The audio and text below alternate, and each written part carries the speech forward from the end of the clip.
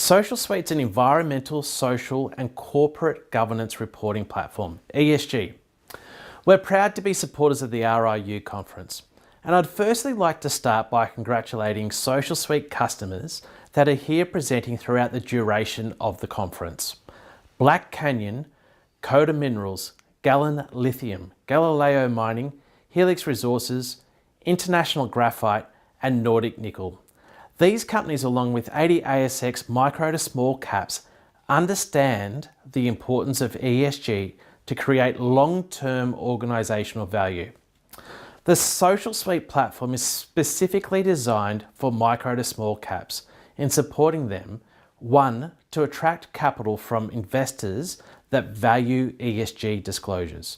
Two, creating revenue through responding to supply chain requests and the negotiation of offtake agreements. Three, mitigating organisational risks while building brand value.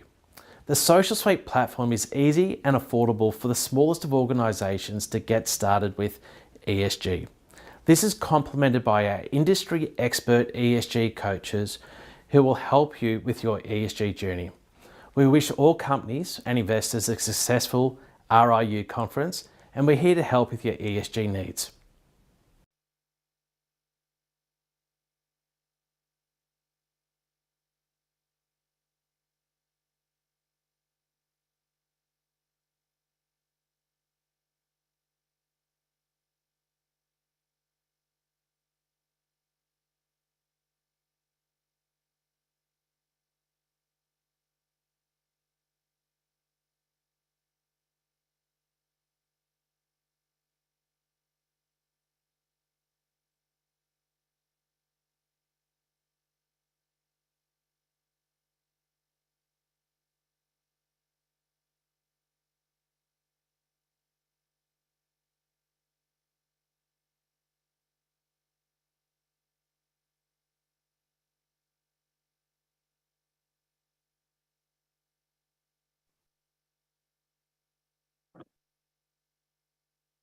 Welcome back after morning tea. We're running pretty much on time, which is always a good thing. The topic of our next presentation is managing and valuing exploration through absolute prospectivity. Niall Tomlinson is Principal Exploration Geologist for SRK. He has over 15 years experience in mineral exploration, from establishing remote field camps to valuation of exploration properties and CP technical reporting. Niall leads the commercialization of M-VAP service that harnesses modern data science to value and strategically manage exploration assets. M-VAP, or M-VAP, replaces traditional relative prospectivity within an absolute prospectivity that estimates the probabilities of making a discovery of deposits of different magnitude within the area of interest. And here to tell us more of this new offering from SRK is Niall Tomlinson. Please make him welcome.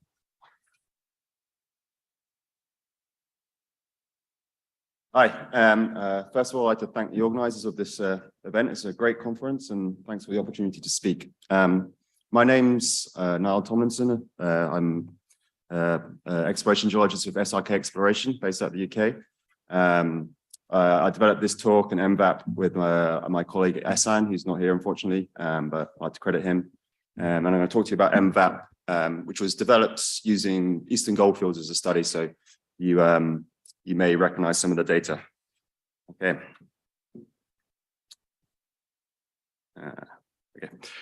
So before I get stuck into exactly what M-VAP is, I just want to introduce some of the questions we face in exploration, some of the challenges we have.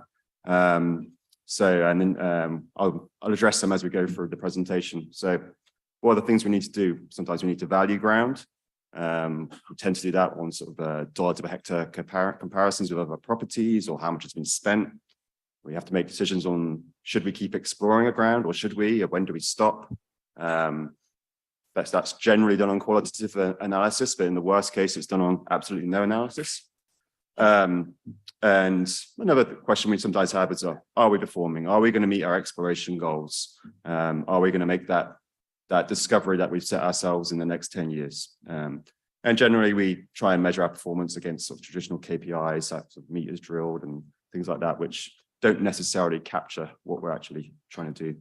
So just had some of those questions at the bottom of this slide. Is this really a good way of conducting exploration? Is the value of a property really tied to how much we spent? Probably not. It's probably more related to how prospective the ground is. And should we really measure our performance about just how many meters have we drilled? No, I think there's better ways of doing these things, which is the motivation for M-VAP. Okay. Another thing we need to consider is in exploration is the value of uncertainty. This chart is real world data. It's the probabilities of what you might discover on a random 1 by 1 kilometer ground in the Eastern Goldfields. And you can see you're probably going to find nothing. So where the real value in exploration is in that long tail, the long tail, particularly to the right, where you're probably sort of making a large discovery, which are unfortunately very small. But if we're going to think about how much exploration is worth, we really need to try and characterize that long tail. Okay, so what is M-VAP then? So M-VAP is a methodology we developed. It harnesses Bayesian statistics and machine learning to help us manage exploration projects. Note, this is perhaps a bit different to other machine learning exploration things you may be more familiar with, which are targeting focused. Although M-VAP has some applications in targeting, it's really more about management and valuation. M-VAP works by combining expert knowledge, principally in the form of mineral systems, with our knowledge of where deposits exist and how many deposits may be left to be found. That's done algorithmically. The main applications of it are valuing property, making exploration decisions, performing how well we're doing. I'd just like to credit as well how we developed M-VAP. It was 2 years in the making. It's been funded by various SRK offices in part of the SRK Global Group. It was a collaboration with the University of Exeter in the UK, and it was 50% funded by the UK government. Okay, so how does it work? I'll just leave that on the slide there for a while for you, because I'm sure you'll understand that. Yeah, only joking. Of course, I'm a geologist, so I can't do maths, so I'll explain to you in an easier way. So, M-VAP basically uses the concept of a Bayesian search strategy, which you may or may not be familiar with, but the good news is that this is actually how humans naturally think. So, if we lose our keys in our house, what do? We form a prior expectation map, which is basically, well, where did I last have the keys? Which rooms have I been in? And then we go about searching in the house, trying to find it. And as we go through, we search a room, not there. So we adjust our probabilities of where the keys might be accordingly. And we keep going through the rooms. And each time we search a room, we adjust our probabilities. One thing is important, though, is we never assume that we have 100% searching efficiency. And I'm sure you've all experienced the phenomenon of keeping going back to the same room. I'm sure the keys are here, and you don't find it, and eventually you do find it in that first room normally. So this is basically what we're trying to do in exploration. So the analog of a map of where the keys are is our mineral systems model. Analog of when we're searching the rooms is the exploration we conduct. So this is the basic concept of what M-VAP is. So how does it work? I've already explained a bit of this. It's a Bayesian framework. The prior is the mineral systems model. The evidence is our exploration data and where we found deposits. And we output a posterior prospectivity, which is absolute prospectivity, which is the actual probabilities that you may make a discovery within the area of interest. And then that probability model that can be then used in a decision tree or Monte Carlo or real options type of framework to value or manage your exploration. So here's the M-VAP workflow. Up here we have the mineral systems model. we're agnostic on what model you use, as long as a model that's been developed, and then your mineral systems model generally has a scored prospectivity map, which we convert into a mathematical model using machine learning. And then we have the evidential inputs, which are where have the deposits already been found, and also endowment analysis, how much is left to be discovered. And we basically put it in the Bayesian formula and output our posterior probabilities. So here's an example of the prior input. This is the Y4 mineral systems model for gold in eastern goldfields. We converted that into maths using this function. It's maths. I'm a geologist, so I'm not going to get into that. Here's an animation of the actual real world conversion of that mineral systems model into a mathematical model. You can see the convergence here, and this is the eventual difference between the two models is here. Okay. So then it's we move on to the other side of the formula. Where have we found deposits? And also another key input here is where have we looked? We model exploration as a function of actual exploring for the things. So we have an iterative model. We work out how many times an area has been looked at. So you need some proxies for exploration maturity. Best case, that would be drilling data, but you can also use, annual reporting, anything which is a proxy for how mature an exploration the area is. And by doing this, we can, this will help us work out which areas are the most mature, have little prospects of new discoveries, so we don't keep wasting our money in the same old areas.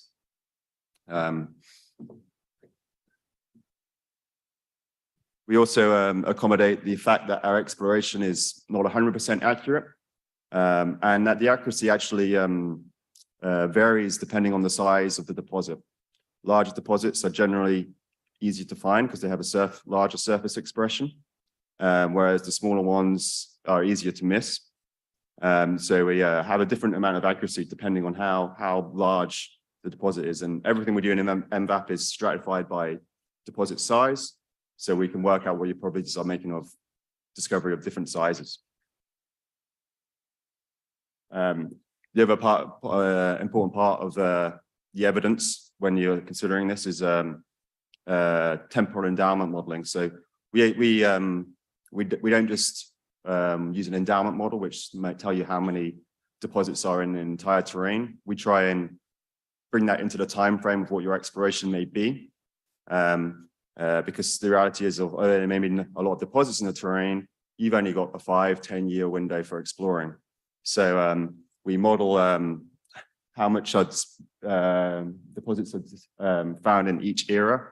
We can recursively model that back, and so we can say in the next 10 years, this is the probability that different deposits of different magnitudes will be found. So this is some real world data from the Eastern Goldfields showing what's been discovered in every 5 years. And you can see a gradually declining discovery rate. And also we generally find smaller and smaller deposits as we go through the life cycle of a terrain. Okay, so this will be the final output of the M-VAP process is a posterior prospectivity map. So this map is divided up into 1 by 1 kilometer cells. Each cell, this map here is showing the probability of making a discovery of any size in each of those cells. There's actually more information in each cell. So each cell will have a probability distribution like this. So you can say, well, in this cell, this 1 by 1 cell, there's this probability of making no discovery, and through to the larger discoveries, unfortunately, it drops off pretty rapidly. That's the way of exploration. So if you have an area of interest, maybe it's your mineral license or your portfolio, you can agglomerate all those probabilities to end up with a probability of making discovery in your entire area of interest. And this just shows where we started and where we ended up. So this is the prior prior model, just based purely on the mineral systems work, and the posterior model here on the right-hand side. So you can see the probabilities have been greatly reduced, and that's a reflection of the maturity of the exploration in the Eastern Goldfields. Okay, so use cases. As I said, M-VAP was not specifically designed for targeting, although it can be applied to that, but really the main uses are for managing your exploration, trying to make those decisions of when you should stop exploring, or whether you should start and where you should allocate your capital. One of the things we've always had in mind with M-VAP is we think that maybe 1 in 1,000 prospects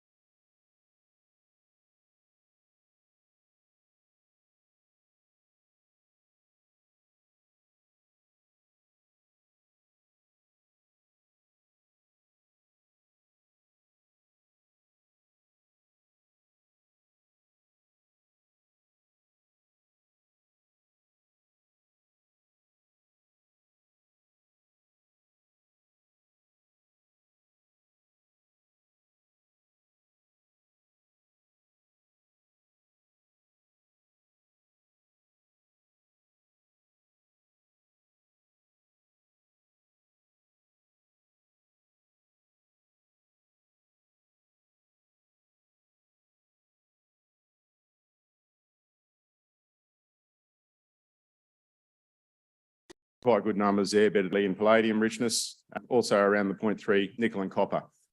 Strong geological continuity, as you can see, between these zones, both in the context of the mineralisation and the geological setting as well has good apparent continuity. And so we're continuing to drill, particularly out to the eastern side, out through here, to unlock the continuity of that zone. And as we're going deeper, besides the disseminated zones, we seem to be starting to get some more high-grade seams, starting to get indications of even better PGE grades associated with those. The other aspect as well, as we continue with this drilling and some aspects of our wider exploration, come up with some things that are a bit different again, which increasingly encourage our work. In this case, better than 2 metres of massive and semi-massive sulfides, running 1.9 copper, not bad, 0.5% nickel, associated cobalt and palladium. This is the first occurrence that we have of significant cobalt associated with sulfide. Callisto itself doesn't have this, and it certainly doesn't have massive sulfide. So this is, this looks to be something different. So that's really encouraging. There are other things around here to be chasing, as well as Callisto. And it's probably puts it more in line with something like an intrusion-related magmatic sulfide deposit. The most local example of that would be Nova. So in the wider magnetics image sitting behind all of this, so our target generation doesn't quite come into view here. But this magnetic trend heading up this way extends for about 5 kilometres, represents part of the intrusion complex that Callisto is hosted in.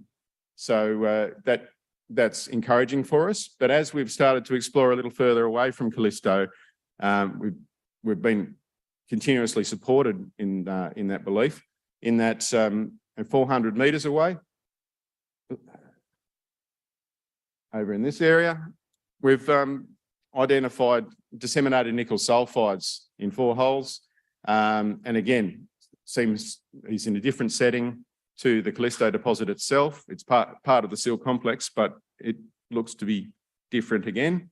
And again, 250 metres up here, we have another zone of palladium nickel mineralisation. Again, looks to be some similarities to Callisto, but really in a different setting location. So yeah, really getting encouraged by this for the upside and the scale with the 5 kilometres of that intrusion complex. So on we go.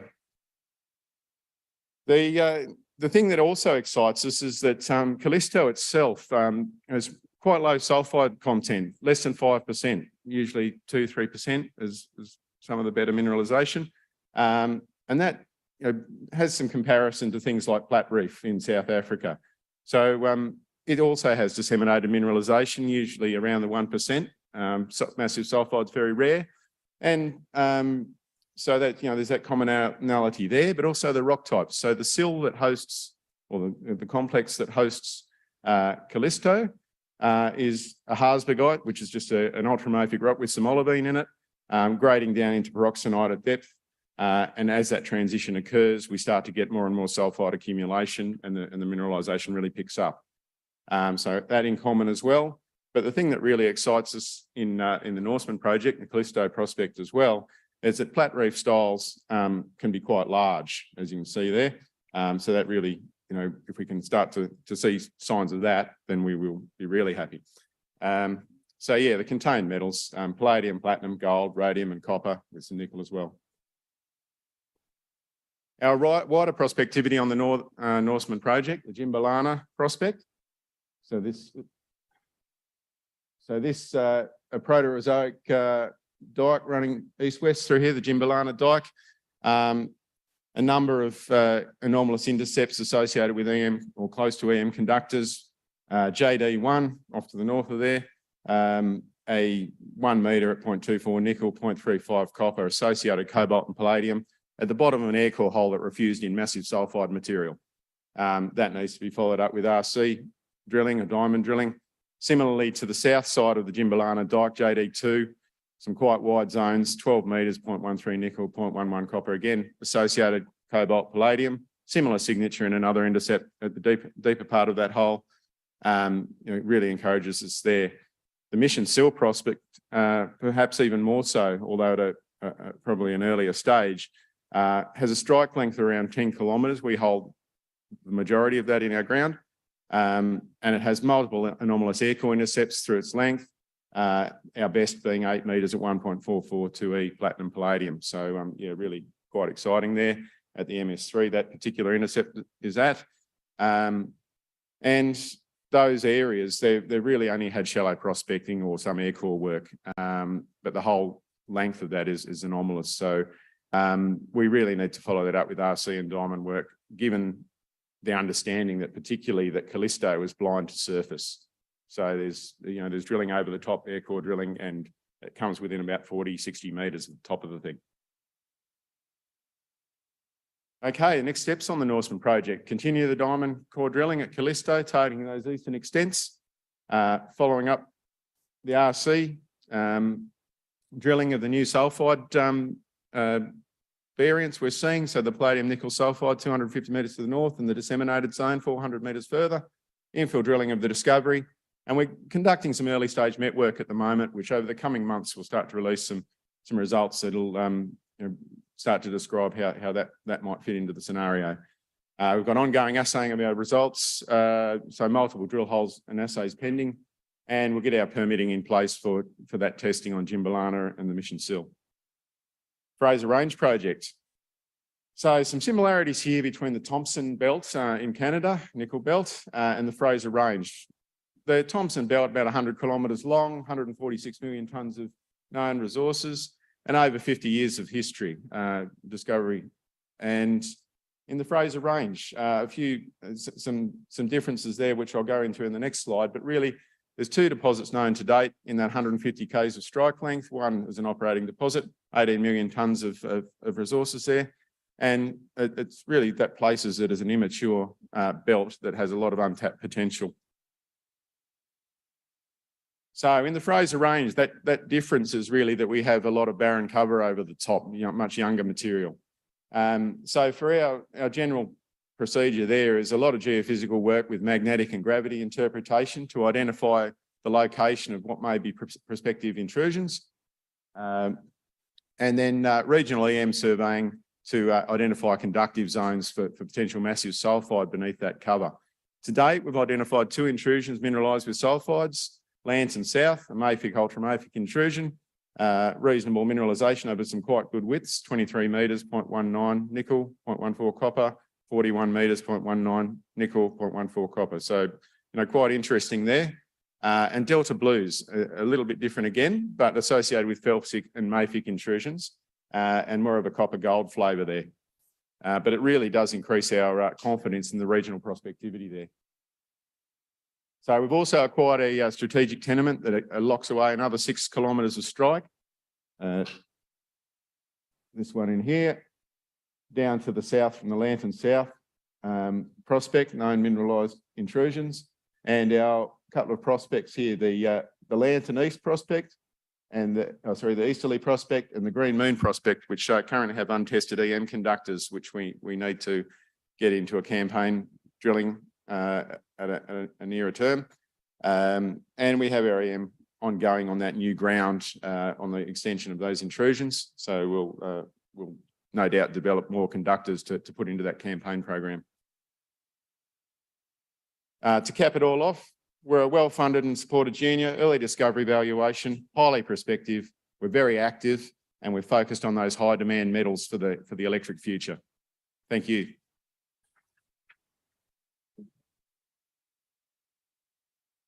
David Crook. Oh, sorry.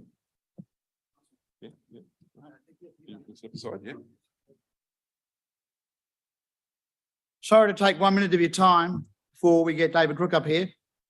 But while I've got a reasonably full audience, I just want to let everybody know that the man on my right, Mr. Jerry Gannon, today is his last day at RIU Explorers Conference in his career. So please a round of applause for Jerry.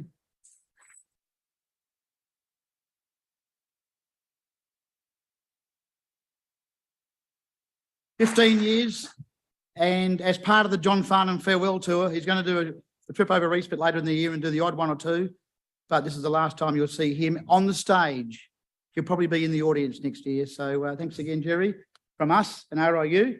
Thank you very much. Thank you, Stuart. Thanks, David. Thank you. Thank you very much. That was unexpected. Thank you, Stuart. Much appreciated. David Crook has worked in the mining and exploration industry for over 40 years, including battery and new age metals for much of the past decade. This has included discovery and evaluation of spodumene deposits in WA and Canada, and the discovery and excavation of Australia's only cesium mine. Please welcome David Crook. Thanks very much. And it's been very good to enjoy these conferences with Jerry over the last 15 years or so. And at odd times, he's even been a shareholder, I believe. So he has got discerning taste now and then. Charger listed about 18 months ago. The area that we have focused on, we came out of Lithium Australia. So these were tenements that had been selected quite carefully. Lithium Australia were one of the early movers in the exploration space. They were moving into downstream technologies. We were able to acquire the projects, and that means that we had quite a well sorted group of tenements into the company. So we then applied a systematic approach to exploring those tenements, and we're reaping the benefits of that now. So we have over the 7 or 8 or 10 years that we've been exploring for pegmatites, we've put into place a fairly systematic, it's not difficult, process for finding these things. Lake Johnson is one of the areas that we did. We've done geochemistry there. We're drilling out there now, and we're starting to see some stuff come through. You would have maybe seen in our announcements. The Iwanow project is probably where our greatest leverage is. That's a tenement that has pegmatites in it. It's been explored for tantalum, so there was quite a nice database to start with. We've laid over the lithium style exploration, but the thing is that's entirely enclosed within Core Lithium's project. So we're only 8 k's away from their processing plant, and we're along strike, and I'll show you some pictures about that. We're still well funded. We've got $7 million in the bank. We're drilling as we speak, and we're hoping for the best. So we putting that into a little bit more of a wordy slide. We've got 2 prospective lithium projects, Lake Johnson and Iwanow. At the end of the day, there are only 14 JORC compliant resources in Australia for lithium. So I guess our aspiration is to be the 15th. We're in a very good jurisdiction. Everybody knows that. We continue to hear horror stories coming out of Africa. One of our lithium colleagues is going through the ringer and over there at the moment. So an excellent place to be doing business. And I like to think that we've got a very good and capable team around us. We've heard about me. Terry Gardner is an investor and stockbroker. Adrian Griffin, he stepped away from Lithium Australia and has joined us on the board. He's run mines, he's run exploration companies. He's quite the entrepreneur. I'm sure you've all met him, and if you haven't, he's around our booth. Brian Dixon has been on companies, and he's made companies, and he's worked with them. So this is the kind of strength that we've got on our board. A very good exploration manager, and Jonathan Smalley, he's a long-term Goldfields fellow. We only have 62 million shares on issue. That's going to go up a little bit because we've just bought Lithium Australia out. When we listed the company, we bought 70% of the tenements. We're now going to 100%. And we have quite a strong share register. There's companies like Lind and Gunsynd on the top. And of course, Lithium Australia's got a fair swag, and Adrian himself personally has a big swag. So 65% is held in what we call safe hands. Let's start at Lake Johnson. In very good company, the Buldania and the trend up through here and these other ones here. Earl Grey is, of course, a very big one. So we've just gone to 100%. We're pretty close. We're about 100 k's away from the Esperance to Kalgoorlie infrastructure corridor. We already knew that there was a spodumene, well, I should say the Lithium Australia geologists had discovered spodumene out there, and we knew that the Mount Day area was very highly prospective, and so we're getting into that. And of course, the fact that we're reasonably close to Covalent's Earl Grey deposit means that it's a very attractive area to be exploring. And breaking the project down, we're drilling here at the moment. We've just acquired this tenement 100%. We now own 100% of them all, and the Mount Day lithium field is up there. That's reiterating that. These are photographs of spodumene, and for those very few of you that have never seen spodumene, we've got a very nice chunk of rock at our booth, just in one of the doors there. The situation here, drill, soil geochemistry required here. We've done soil geochemistry and mapping up here. It needs a lot more detail, but we are starting to see spodumene indicators in the soil sampling. These things, lithium minerals tend to form on trends, and you can pick the lepidolite, the mica trends from the spodumene trends, and we are seeing that up there. It's just a matter of continuing to do the work. We, as part of the original mapping and soil sampling, we're getting 2s and 3s and 4% in rock chips. We're drilling these holes at the moment. We're up to about here. It looks like it's dipping back towards the bottom of the page. It looks like it's plunging towards the north, and we'll just drill until we run out of places to drill. And then it's been really interesting coming to conferences like this. You speak to people, you get new ideas, and there are some geophysical techniques that look like they're working, and this will be the perfect place to trial some of these, particularly as we chase it deeper and undercover, because you can see the red areas are where these things outcrop, but we're still getting spodumene all through here, and it doesn't outcrop there, so we need a bit of help.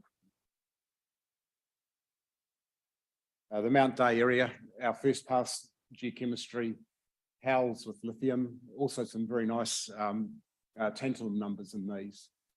So it's clearly a LCT pegmatite system. It's about 15 k's long, so it's an order of magnitude bigger than some of the other ones around here. Flat-lying things which make exploration a little bit more difficult. Lithium minerals up at the Witten area, so it's a fully fertile LCT system.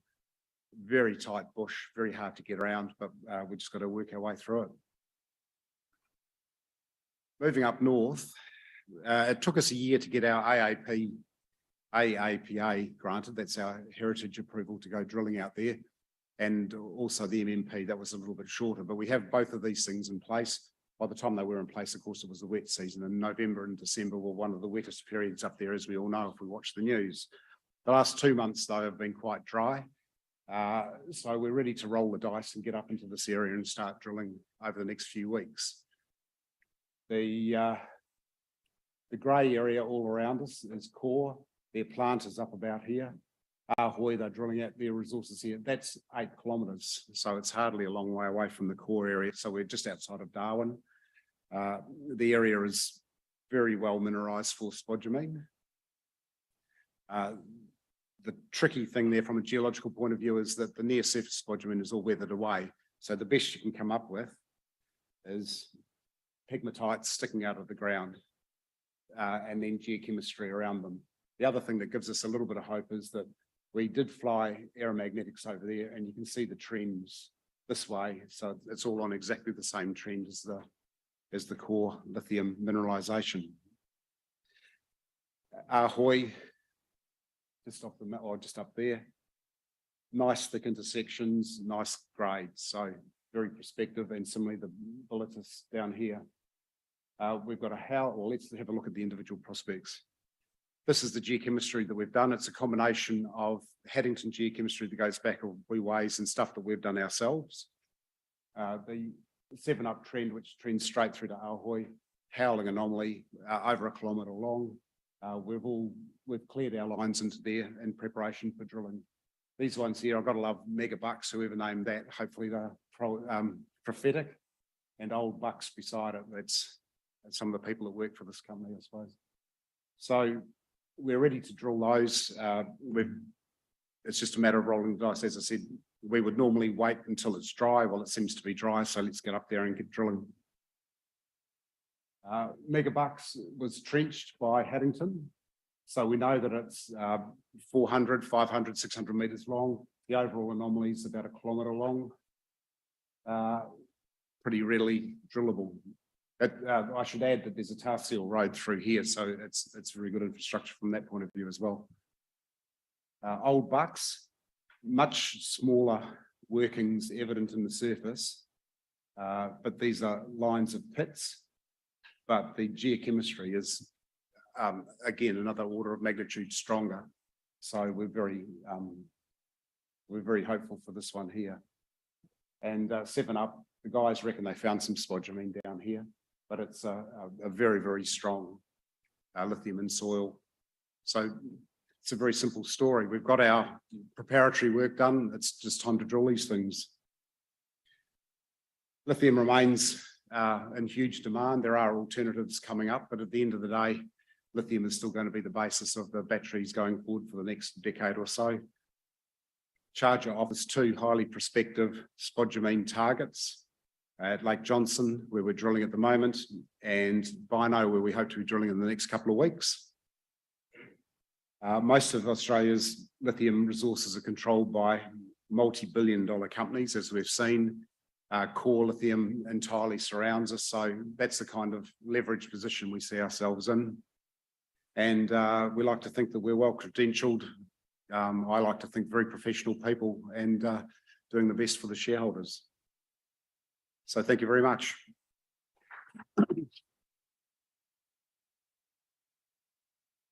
Thank you very much, David. Gabrielle Iwanow is the Managing Director and Chief Executive Officer of ASX-listed nickel producer Mincor Resources. Before joining Mincor, Gabrielle worked for Auroch Minerals, where she grew Prominent Hill copper gold mine into one of the largest hard rock underground operations in Australia. In 2020, Gabrielle was recognised with the Telstra Business Women's Award for medium and large businesses in South Australia, and included as one of the top 100 global inspirational women in mining. She was awarded an Australian Government Office of Women Board Diversity Scholarship in 2015. She's a fellow of AUSIM, an associate of the Australian Psychological Society, and has qualifications in commerce, arts, and business. She sits on the AUSIM Council for Diversity and Inclusion and the board of the National Trust of South Australia. She previously held the position of Vice President for the South Australian Chamber of Mines and Energy, and she's fluent in Spanish and English, having lived and studied in Argentina. She's an avid supporter of the arts and charity, and today she will probably speak to you in English. Please make her welcome. Goodness, what an introduction. Wishing you all my best as well for the plans ahead. That's very exciting. So good afternoon, everyone, and it's great to be here. I would like to just take a few moments to recognise the Whadjuk people as the traditional owners of the land upon which we stand, and pay my respects to elders past, present and emerging. It really is a pleasure to be here and to see that all that is on offer. As a relative newcomer to this conference, it's incredible to see the breadth and the resources showcased over the last few days. I won't need to introduce myself after that welcome. Today I wanted to come and update you, to share an update about where we're currently at with our production ramp up and the work ahead. I'd like to touch briefly on who we are firstly. Mincor has a long and rich history within the Kambalda district of Western Australia. We're about 45 minutes from Kalgoorlie, and we've operated in the area for the last 2 decades. We're an ASX 300 listed company with a market cap around 820 million.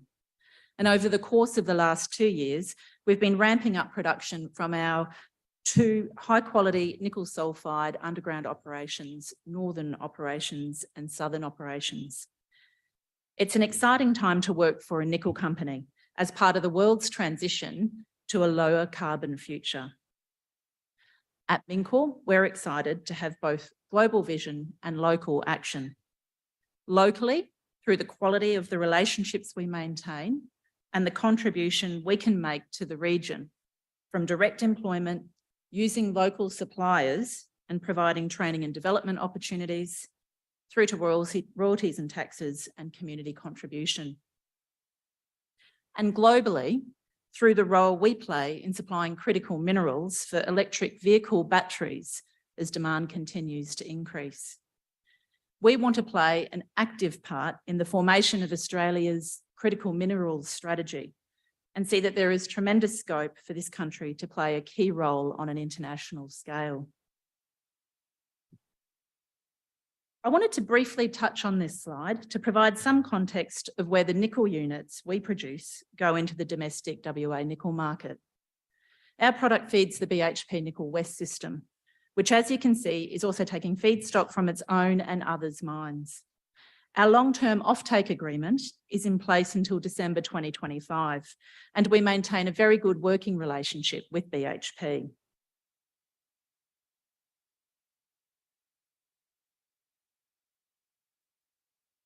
This year marks our first year of guidance released to the market. We're producing 8,000 to 10,000 tonnes of nickel in concentrate.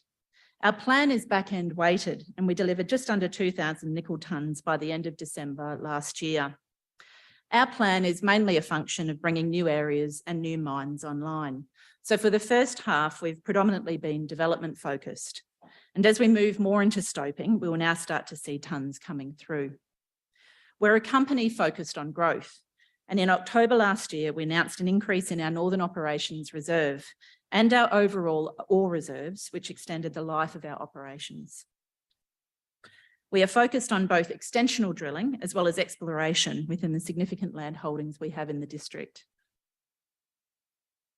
I started in role in mid-November last year, and since then I've been focused on three key priorities. Firstly, the delivery of our production guidance for this year, and importantly, looking ahead to set ourselves up for the year ahead. Secondly, looking at our own exploration pipeline. And thirdly, options for inorganic growth. Since commencing, I've been reviewing mine and geology plans to understand how we can further de-risk our plans. Pleasingly, late last year, we re-signed our agreement with underground mining partner, Pit N Portal. This was an important step to refocus on the delivery of safe nickel tonnes rather than commercial distractions. On an execution front, I've been working with the teams to understand the mining rates, labour availability, and options for how we can maximise throughput. We have also been going back and understanding more fully the assumptions for the mine design and optimisation, looking at the number of required work areas, the declines profile size, and the equipment. On the geological front, we've been increasing our grade control programs and resourcing, continuing to build our on-site teams, especially as we learn more about the Cassini ore body. Importantly, late last year, we decided to accelerate some of our growth options and raised some capital to support these activities, as I said, late last year. These drilling activities were originally scheduled for later in the calendar year this year. And as we've been able to secure a third rig, we've decided to take the opportunity to bring forward these activities as part of our commitment to growth. Now, to talk more fully about the operations. At Northern Operations, which is effectively joining the Durkin and Long mines together, we've recently reached a significant milestone where we have now broken through the incline and decline of the two mines. This is important because it means that we're now able to bring material more quickly to surface, reducing our trucking cycle time by 20 minutes. We're also soon to commence development in the Golden Mile to bring on additional areas for production later this financial year. Lastly, we have also commenced the rollout of improved data capture and visual systems to improve decision-making and performance conversations. This I'm really excited about. Having seen before how data can be used to drive productivity improvements, I'm really pleased to see this work progressing with our underground mining partners, Pit N Portal, very much on board. I did want to touch briefly on exploration at Northern Operations. Recent drilling results are suggesting that there is further strike potential in a broadened mineralised channel than first thought. We now believe that there is up to 2.5 kilometres in strike potential, and our continued drilling program will be targeting this area. This is a low-cost growth option as it sits firmly within the existing mining envelope, close to infrastructure, and therefore presents a nice opportunity should it prove up. At our southern operations, we successfully commenced stoping in November from the Cassini mine. This is a significant milestone as we move deeper down into the ore body. We now have drives off both the northern and southern sides of the ore body and are in a process of optimising our stope cycle time, how quickly we can turn over our stopes to improve our throughput. It's early days and the team remains focused on its productivity drivers as it shifts its mindset from a developing to producing mine. I mentioned before some of our work around de-risking our plans, and the Southern Operations Village is a great example where we've reduced the travel time for our people to and from work, better for their health and well-being and better for the business. Similarly, flights directly into Kambalda are another example. In January this year, we also commenced a significant exploration program at Cassini, which is the first time we've been doing further drilling at this operations. Again, this work was to accelerate the growth program we raised capital for last year. Our rig is set up in an area within the Cassini main body, and we're drilling across into an area called Cassini North, as you can see on the slide. We currently believe that this has the potential of a parallel channel with mineralisation seen in the upper region, and this drilling allows us to push across from the main body instead of going from surface. We're excited to see what comes of this exploration program and look forward to sharing results in the future. More broadly on growth, we're focused on refreshing our exploration strategy. We're going back and looking at the parameters we've used to target areas for greenfield exploration historically, and then led by our very capable and deeply technical internal capability, we're pairing up with some of the very best capability externally to challenge our thinking and look at things differently. Again, we're committed to share more about our exploration strategy as we continue to position ourselves for growth. And I can see our exploration GM sitting in the audience or on seat if you wanted to connect with him at the Mincor stand. So it's an exciting time. It's a chance to change, it's a chance to build, all within the Mincor way. And I'm seeking to leverage off all of the good things that have gotten us to where we are today and remain open for what's to come. Thank you.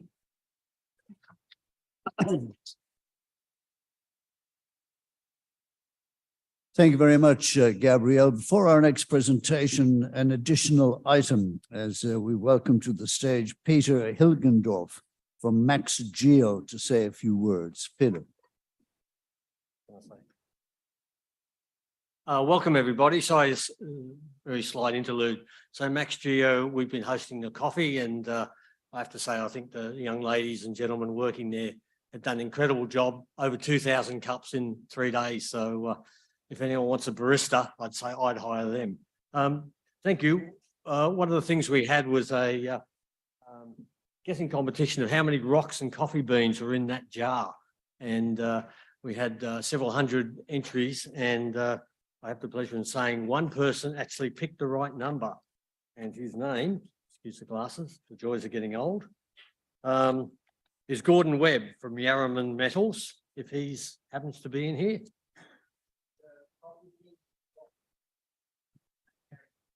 Okay, so it was actually total, and we had 87 rocks and 50 coffee beans. So 137 was the actual number. You there?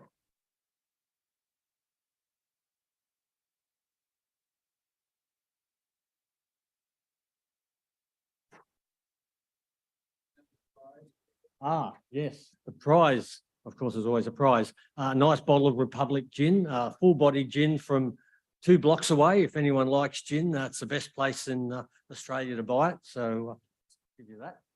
Thank you. And I'll give you a next coffee cup as well. Okay, thank you. All right, thank you. Ramelius Resources Exploration General Manager is Peter Ruzicka. Ramelius is committed to growth, both organically through exploration as well as through corporate acquisition. Along with 6 operating mine sites throughout WA, Ramelius controls prospective regional exploration tenure and is supported by a well-funded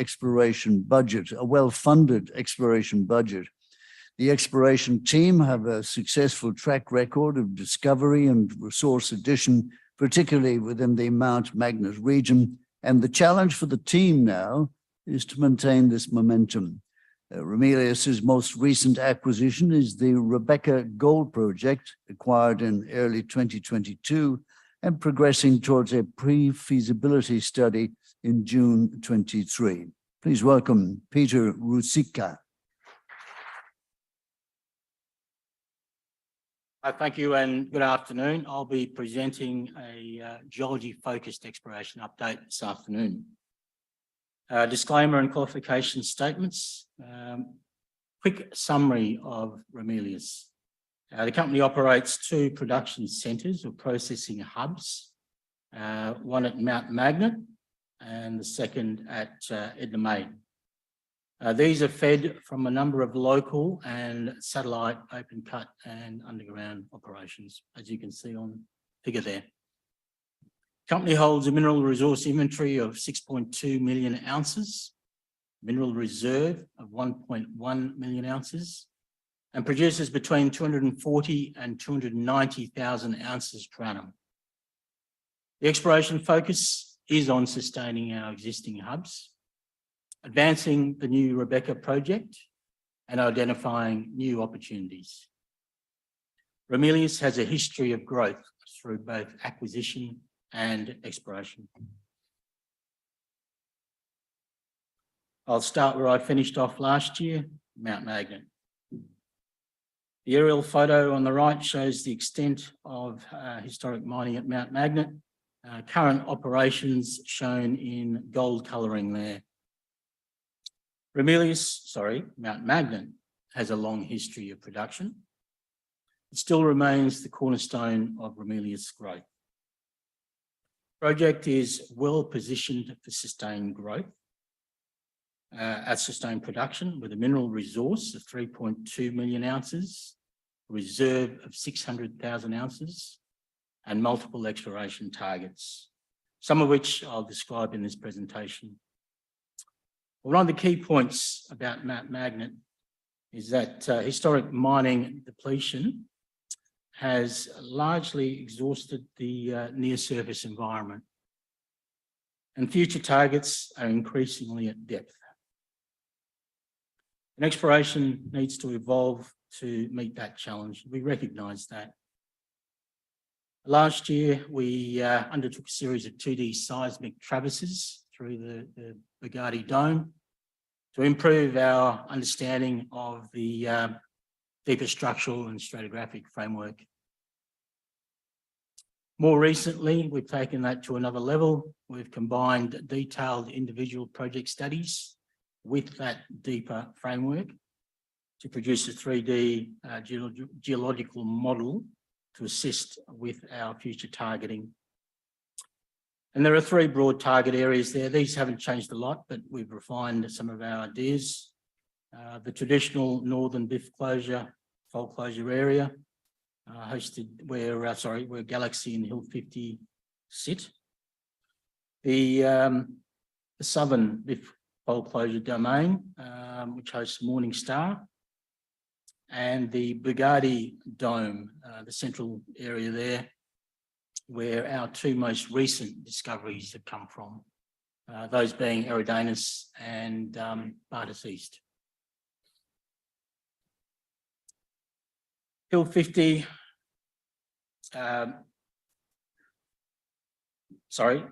Hill 50 mine was exploited to a depth of more than 1.5 kilometres. produced greater than 2 million ounces of gold, a big system. High-grade BIF shoots continue at depth, and the only reason this mine stopped producing back in the day was that it was a low gold price environment at the time. We currently have a deep mineral resource of 360,000 ounces and an exploration target beneath that. There's no sign that the system stops at depth. The adjacent Galaxy underground mineral resource comprises 510,000 ounces, currently in development, as you can see on the right there. Recent drilling also shows that that system extends at depth, the same BIF-hosted shoots. The Hesperus area, so this geology plan shows the Galaxy Hill 50 Hesperus area. Pit outlines in brown, the BIF stratigraphy, various shades of blue. Hesperus granodiorite sits to the south of the Galaxy system. In detail, mineralisation at Galaxy Hill 50, hosted by or controlled by the interaction of a series of northeast trending structures called the Bugatti breaks with the prospective BIF stratigraphy. And what we're now seeing is that detailed structural logging of the granodiorite at Hesperus shows those same structures within the granodiorite. And if those structures are interacting with the underlying BIF, then we've got all the right ingredients for another high-grade system. The cross-section on the right highlights that potential. Intercept last year, 11 metres at 55, below the granodiorite that we were actually targeting. So we've reconsidered our models for this area.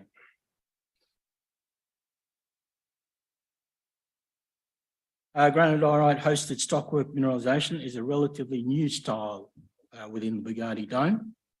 The Eridanus deposit on the right has been well documented.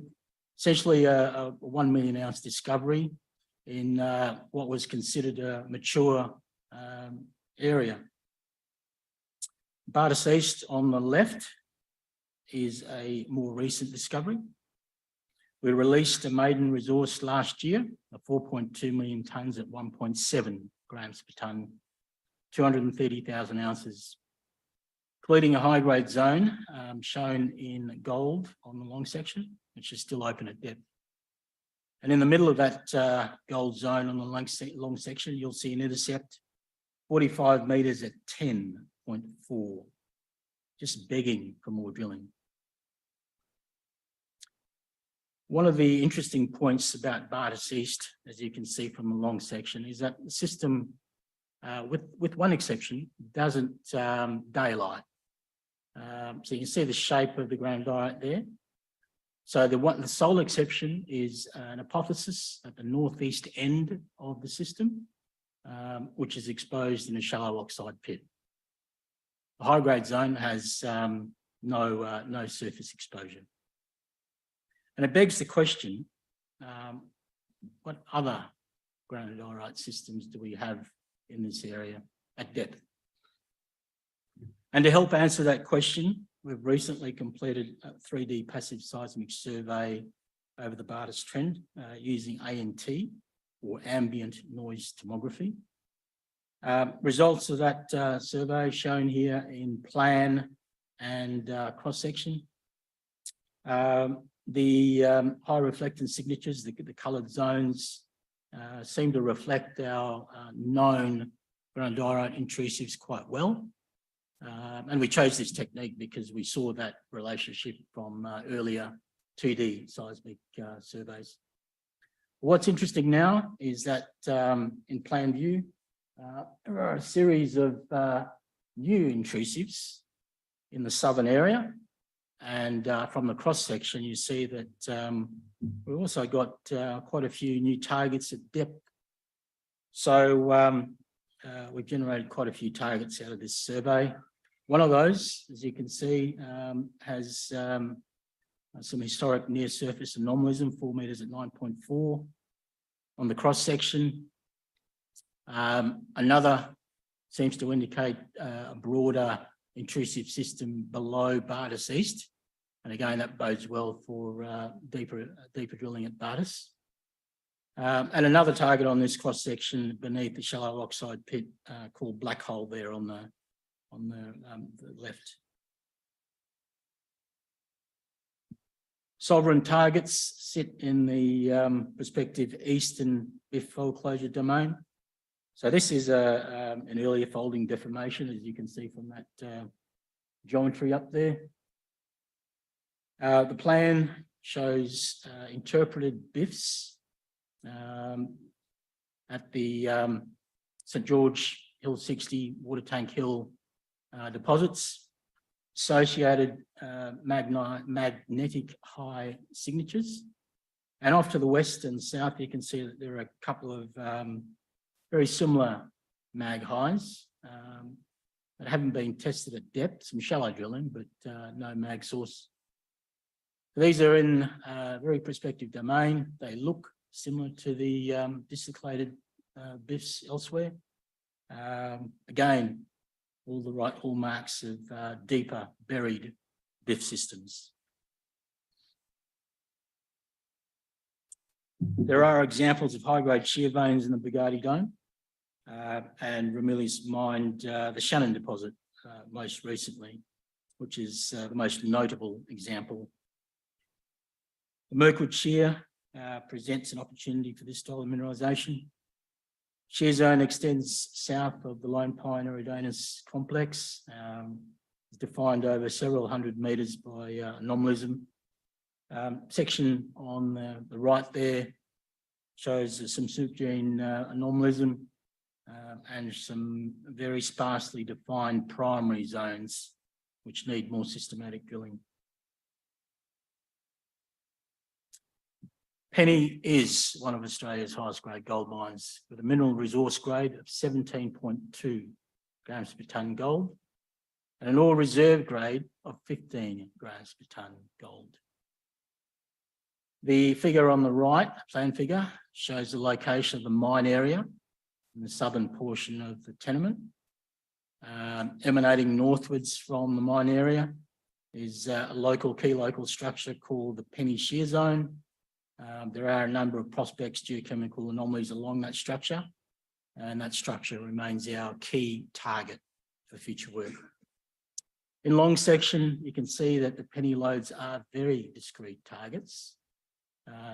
Strike extent of around 200 metres and limited down plunge and dip extent. So they're small, hard to find, but high value, and we've got plenty of space along the corridor for more of these. Moving on to Ruzicka. So the Ruzicka project overlies highly prospective regional structural corridors with multi-million ounce endowment. The Laverton tectonic zone, the Keith Kilkenny tectonic zone, both key structures. We acquired Ruzicka early last year and added the big eastern package, the Kugela JV, later in the year. We've now completed over 30,000 metres of resource definition drilling at Ruzicka to improve confidence and advance the project. In the process, we've added 100,000 ounces to resource to take the inventory to 1.2 million ounces. We've also increased the indicated category of the resource by 185,000 ounces, taking that indicated portion to 1 million ounces. And we've identified multiple exploration targets in the mine camp and regional environment. Mine geology on the right, the Ruzicka deposit, 3 resource areas of Ruzicka up the north there is the largest resource, 890,000 ounces, 75% of the total endowment.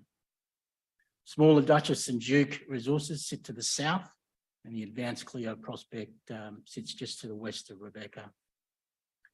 The mineralised areas typically associated with granodiorite, They sit on in a fold structure that you can see on that geology plan.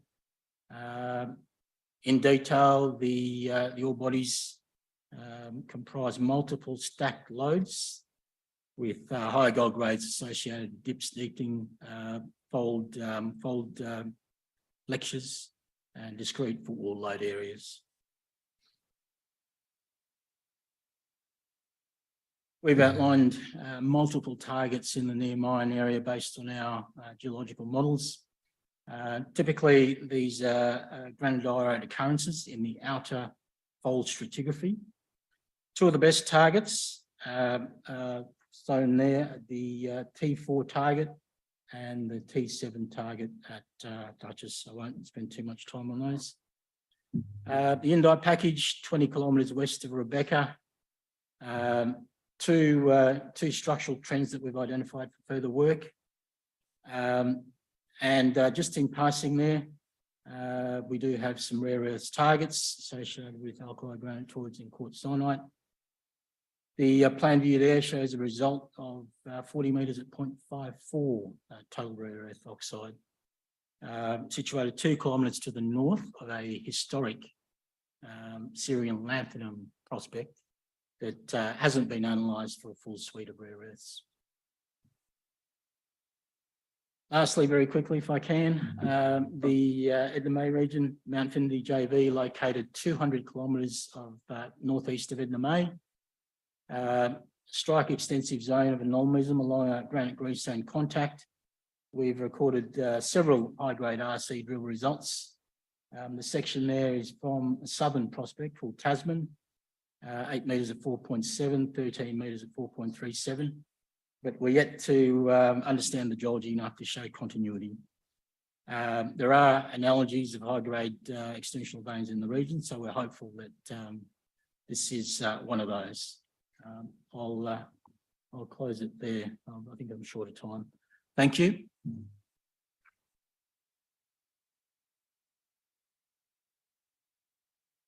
Auroch Minerals Managing Director Robin Cox is an exploration geologist with over 12 years' experience in the management of greenfields and brownfields exploration.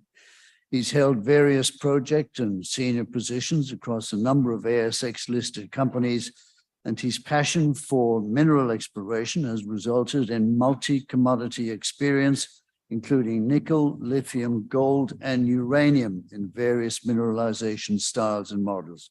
Please welcome Robin Cox.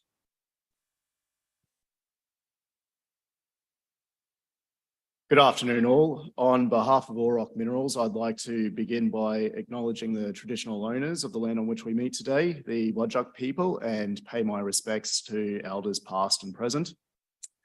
Today's presentation, titled Exploring for a Green Future, highlights the company's focus on delivering to the emerging global demand for battery minerals, and also giving a sneak peek into the company's current rebrand to Future Battery Minerals and a change of ASX ticker to FBM, which we'll be finalising shortly. General disclaimer, and for further details on today's presentation, they can be found in the listed announcements. Just a quick look at who we are and where we are. Auroch holds an enviable portfolio of both advanced and greenfield projects, with a strong focus on battery minerals aiming to meet the EV demand. These consist of high quality yet early stage lithium exploration projects, including the hard rock LCT pegmatites at Kangaroo Hills in Western Australia and the large scale lithium claystone targets in Nevada, US. Underpinning the company's battery mineral strategy is the existing advanced nickel assets, all located in Western Australia. Combined JORC 2012 resources include 25,000 tonnes contained nickel derived from the high-grade massive sulfide deposits of Saints and Nepean. You can see all projects reside in safe pro-mining jurisdictions where the company has successfully operated for some time now. Our corporate and technical team has maintained a lean and aggressive exploration strategy aimed at delivering answers and discoveries through intelligent, systematic exploration. Now, kicking off our project overview is the newly defined and exciting LCT pegmatites at the Kangaroo Hills Lithium Project. Firstly, I'd like to provide the context of where this project resides, which will help add weight to the significance of the exploration results. Situated in the lithium-endowed goldfields of Western Australia, precisely 17 kilometres south of Coolgardie, the project is flanked by major and emerging lithium projects, notably MinRes's Mount Marion operation, which is only 30 kilometres to the east.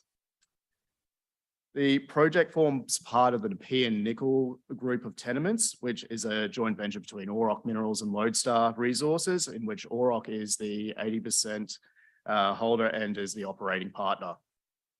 The project is well serviced with a sealed road leading directly to the site and is only 50 minutes drive from Kalgoorlie, where Auroch maintains a base of operation.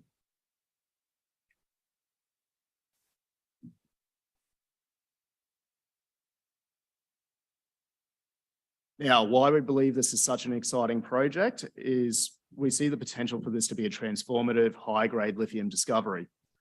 I think underlining the optimism is how quick we have been to get on the ground and start the work on this project. So let me take you through a timeline of identification. Late 2022, exploration drilling intercepted a high-grade spodumene-bearing pegmatite consisting of 6 metres at 1.38% lithium oxide, including 2 metres at 3.2%. This made it clear to us that the pegmatites in this region of the project had fractionated to an LCT pegmatite, which highlighted a underexplored region of 3 kilometres within the northern part of the Nepean project. Following the drill hole intercept, we had our field team on the ground mapping and rock chip sampling. A number of outcropping pegmatites were identified, and in January, the geochem confirmed mineralisation at surface with a peak assay of 2.37%, as shown in the lower right-hand photo. The geochemistry results helped define 3 high-priority drill targets, and by mid-January, we had a RC rig on the ground testing these targets.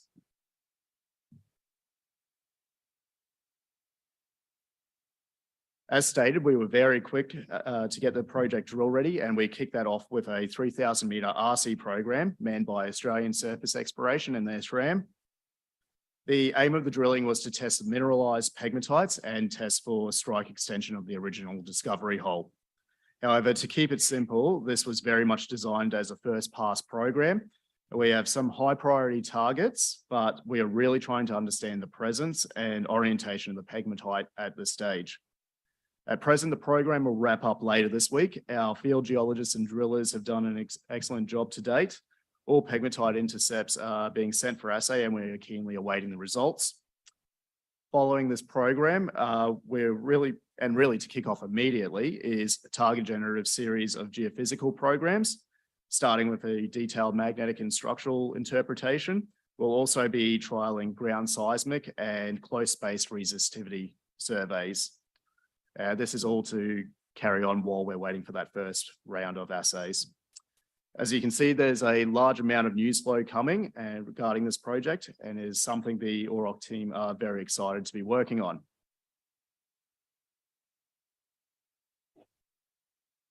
Which is the perfect segue to our next exciting project, the Nevada Lithium Project. We acquired the project consisting of 4 lithium claystone prospects in mid-2022. They reside in the Tonopah mining district of Nevada in the US. Very different mineralization style to what we're chasing at Kangaroo Hills. These are lithium claystones, which means lithium bonded to tertiary age sediments. There is a schematic, as you can see to the lower side, that simplified mineralization model. But please feel free to come see me at the booth to chat about this in more detail. For those of you familiar with the US, will know that Nevada is very much a mining-friendly jurisdiction. The area has recently established itself as a lithium province, and our land package is surrounded by some large, very well-known lithium deposits, many of which are at very advanced stages. Notably, Ioneer's Rhyolite Ridge project, which is 50 kilometres to the southwest, and American Lithium's TLC deposit, which is 5 kilometers from our Western Flats prospect.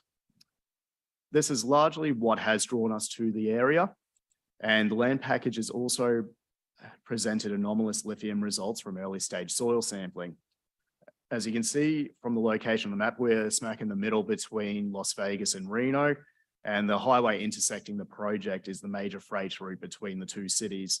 So along with the Tonopah Township being a historic silver mining town, we're well serviced for all of our exploration needs.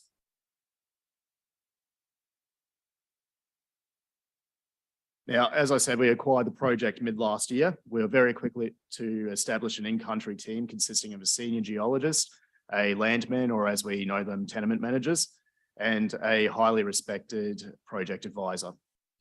As part of our first stage geological mapping and sampling program, we identified vacant prospective ground, which we moved quickly to stake. This was identified at the San Antone and East and Western Flats prospect.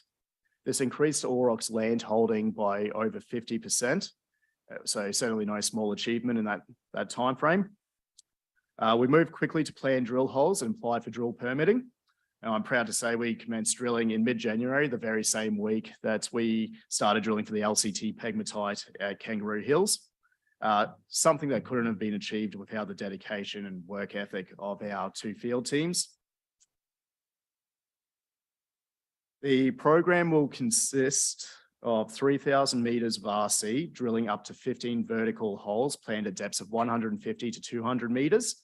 This is very much a fast and cheap first pass program to specifically evaluate the stratigraphic potential of San Antone and Western Flats. I was there only 2 weeks ago, and while we are very excited about this first program, we also have an eye to testing the remaining prospects in the coming programs, and we are currently planning and permitting for that work. As you can see from the lower image, this time of year, it's impossible to take a bad photo, and also showing our all year round access to the project. Now, just briefly, what I'd like to highlight is the scale of domestic investment in the renewable industry in the US at present. And specifically, I can highlight the investment occurring in the lithium claystone space. Notably, the $700 million loan from the Department of Energy to ASX-listed Ioneer for their development of the Rhyolite Ridge project, and also significantly General Motors pumping $650 million into Lithium Americas for development and product from their Thacker Pass lithium project. So the commonality here is that these are both lithium claystone projects. So these shallow, high tonnage deposits are gaining significant interest and emerging as an important source of lithium for the batteries industry and the US supply chain ambitions. A critical component to our battery mineral focus is the company's mature nickel sulfide assets, all of which are located in Western Australia and surrounded by excellent infrastructure and mills with a need for high-grade nickel sulfides.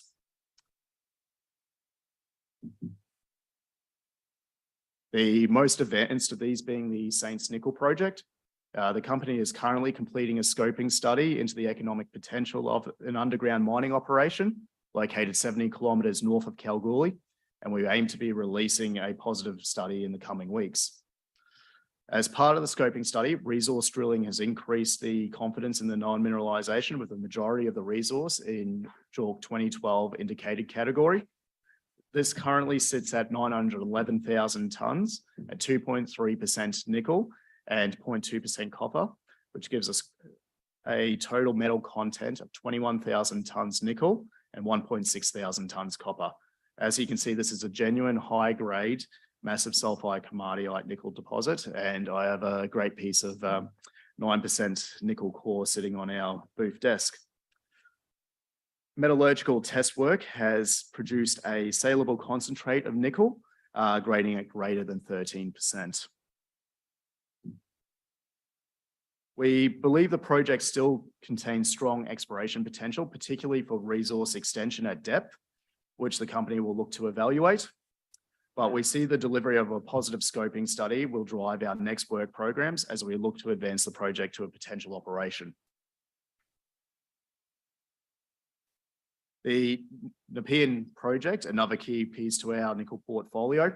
The project contains a historic Nepean nickel mine, the second producing nickel mine in Western Australia. The project provides us with remnant mineralization, recently estimated and classified resources, plus 10 kilometers of underexplored potential. And importantly, the Kangaroo Hills Lithium project lies in the northern 3 kilometers of that tenement strike. Recently, we've completed further resource infill and upgraded the shallow and crown pillar mineralization into a JORC 2012 compliant resource, categorized with the majority indicated and remaining inferred. The company is conducting an internal scoping study with the aim of understanding the economic potential of a shallow open pit operation with a decline to access the remnant underground workings to mine and explore for further mineralization at depth.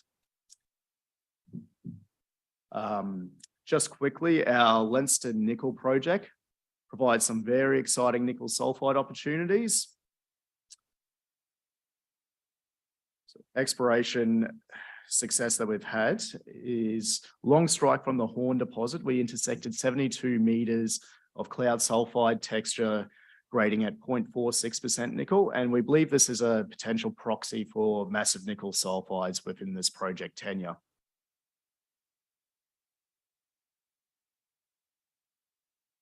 As stated at the beginning of the presentation, the company has a strong focus on battery minerals and their importance to the green energy transition. We have changed our name to Future Battery Minerals, but the reality is the demand for the critical battery minerals is present, and we have projects with the ability to deliver on this demand. A quick corporate overview. We have a lean team consisting of Executive Chairman Mike Edwards, Non-Exec Director Trevor Eaton, and myself as Technical Director, plus our respective field teams in Kalgoorlie and Nevada. We're looking to grow the team both at the corporate level and at the operations level. Current market cap is roughly 26 mil, 427 million shares on issue, and we have cash in the bank to fund our planned work programs. Why are we an attractive investment option? Our aggressive exploration programs, which commenced in January, will provide significant news flow in Q1, and we are very excited by the LCT pegmatites in Western Australia and the lithium claystone potential in Nevada. Our nickel sulfide projects provide a grounding to the 2 blue sky lithium projects, and we look forward to further advancing our nickel projects. We have a well-defined strategy and direction at the corporate level, and this is backed by our outstanding projects. Thank you for the opportunity to present today. Please visit our team at the booth if you have any questions. Thanks again. Thank you, Robin. Damien Keys is the Managing Director of Sunshine Gold, a North Queensland-based focused explorer. He's a geologist by trade, having worked and studied in Queensland before moving to the West and being involved in exploration successes with Spectrum Metals, Black Cat Syndicate, and Silver Lake Resources. He returned to the land of the Mud Crabs, Barramundi, and Rugby League to start up Sunshine Gold. Damien, you know you're welcome to come back to the land of West Coast Eagles anytime. Please welcome Damien. Thanks. Thank you for the warm welcome and the invite back. It's lovely to be back in WA RIU. Unfortunately, we couldn't get into the state last year due to the COVID lockdowns. Lovely to be back, going to update you on Sunshine Gold, gold and copper explorer in North Queensland. We've got 4 projects throughout Queensland, largely focused around the gold. Our most advanced projects are at the Triumph Gold Project, just near Gladstone. We've got ground adjacent to the Ravenswood Gold Mine, Queensland's largest gold mine, in the very prolific Ravenswood Charters Towers district. We've got ground in the Mount Isa Inlier and in the Hodgkinson, and we won't be touching too much on that today because the bulk of the work has focused on the other 2 projects. Very quick corporate snapshot, the take homes from this. 3 million cash in the bank at the moment, a market cap around 15 mil, and the directors have invested a significant amount of their own money into this company. Nice little snapshot on the snapshot of Titov, which is a copper moly porphyry target, and it's a fantastic outcrop, plenty of quartz and malachite at surface. So why Sunshine Gold? Well, we've got a large land holding in prolific districts, in underexplored districts. So Queensland's a place that exploration has been relatively limited in since the 90s. And we've got prospects that have been undrilled since the late 1960s. We've got exposure to multiple high value metals, gold, copper, molybdenum at the moment, silver, lead, zinc, and rare earths. We're an active explorer, so we've been busy on ground, beavering away since December 2020 when we listed. We've drilled over 30 kilometres, plenty of field time. We've got a technical team based in North Queensland. We live and breathe our projects. In that first 2 years, we've delivered an initial resource on the Triumph project. We'll be back down there drilling soon. It's a large-scale system, so although a modest initial resource, we expect that to grow rapidly. We've got an exploration upside around a suite of porphyry, copper, gold, moly, and silver targets at Ravenswood West, and we've delineated mineralisation at the Titov project over 500 metres of strike and 350 metres depth. We've got a suite of breccia hosted intrusion-related gold targets also at Ravenswood West, which are an attractive target, large bulk tonnage potential, and we've delineated, or we've drilled 2 holes at Wilbur's Hill, a greenfields breccia pipe target, and we're pretty excited about where we're heading with the next round of drilling. Apologies for the voice, that it's been a busy conference. The board is comprised of Alec Pismeris, Anthony Torreson, Paul Chapman and Les Davis, all present today. I suggest if you've got any questions, you bail up one of these 4 gentlemen at the booth and catch them before the day's out.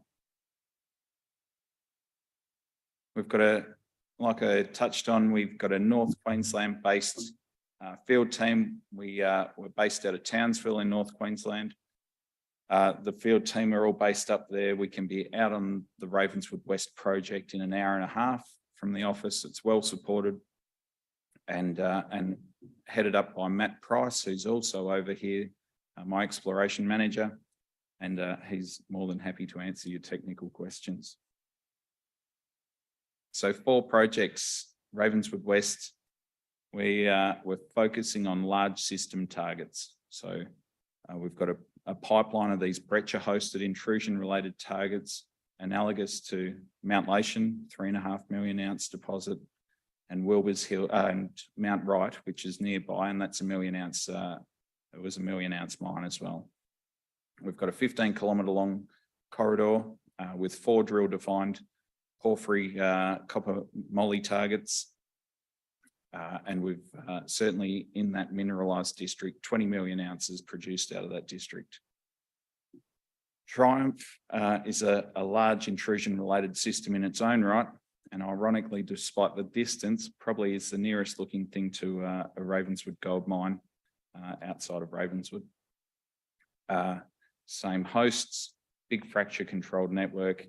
And we've been testing a zone in that intrusion called we're deeming the Southern Corridor. We've only tested 20% of that Southern Corridor for the initial 118,000 ounce resource. Investigator in the Mount Isa Inlier sits just south of the Capricorn copper mine. Recent drilling in 2022 was 23 metres at 3% on the Capricorn ground, which extends down to the south. And the Hodgkinson, we've been up there into some mapping work. It's highly prospective, just a bit further out of the way for us and a back seat at this point. So Ravenswood West, we've We've actually got 3 target styles, and we haven't really delved too deeply into the VMS style targets as yet, but we have got those breccia-related gold targets, the porphyries, and there is the VMS targets. So the district's produced 20 million ounces of gold. It's also produced about 12 million tonnes of VMS material. We've entered into a farming agreement to the southwest, down towards Pajingo. On that ground is a 50,000 ounce resource at a prospect called Plateau. And that also comes to surface. That deal is subject to completion, and it brings forward a project pipeline of advanced targets. The breccia gold, though, is the key focus at this stage. And why are they such an attractive target? Well, this is Mount Wright, sitting beside the map of the district. The blue dots on the map represent breccia targets. And Mount Wright, as you can see, was a sub-level cave system and consistently produced around the 130,000 ounces per annum. Sub-level cave, small footprint laterally, but very large vertical extent to these systems. Wilbur's Hill. So we've generated a greenfields target. We've been out, mapped rhyolites at surface and a nice volcanic complex. So the right age rocks. We were awarded some money from the government to do some geophysics. It lit up a nice chargeable anomaly. It extended for about 600 metres, and we've come back in and put 2 deep diamond holes straight into the system to have a look. Thankfully, we did intersect a nice looking breccia, and there's some of that on our booth that you can come and have a look at. The breccia, the deeper hole was rich in magnetite, elevated in vanadium and tungsten. The shallower hole started to see evidence for a cooling of the system and an elevated lead and zinc. So the intrusion related systems are big zoned, geochemically zoned systems. We're starting to move into more prospective, cooler assemblages.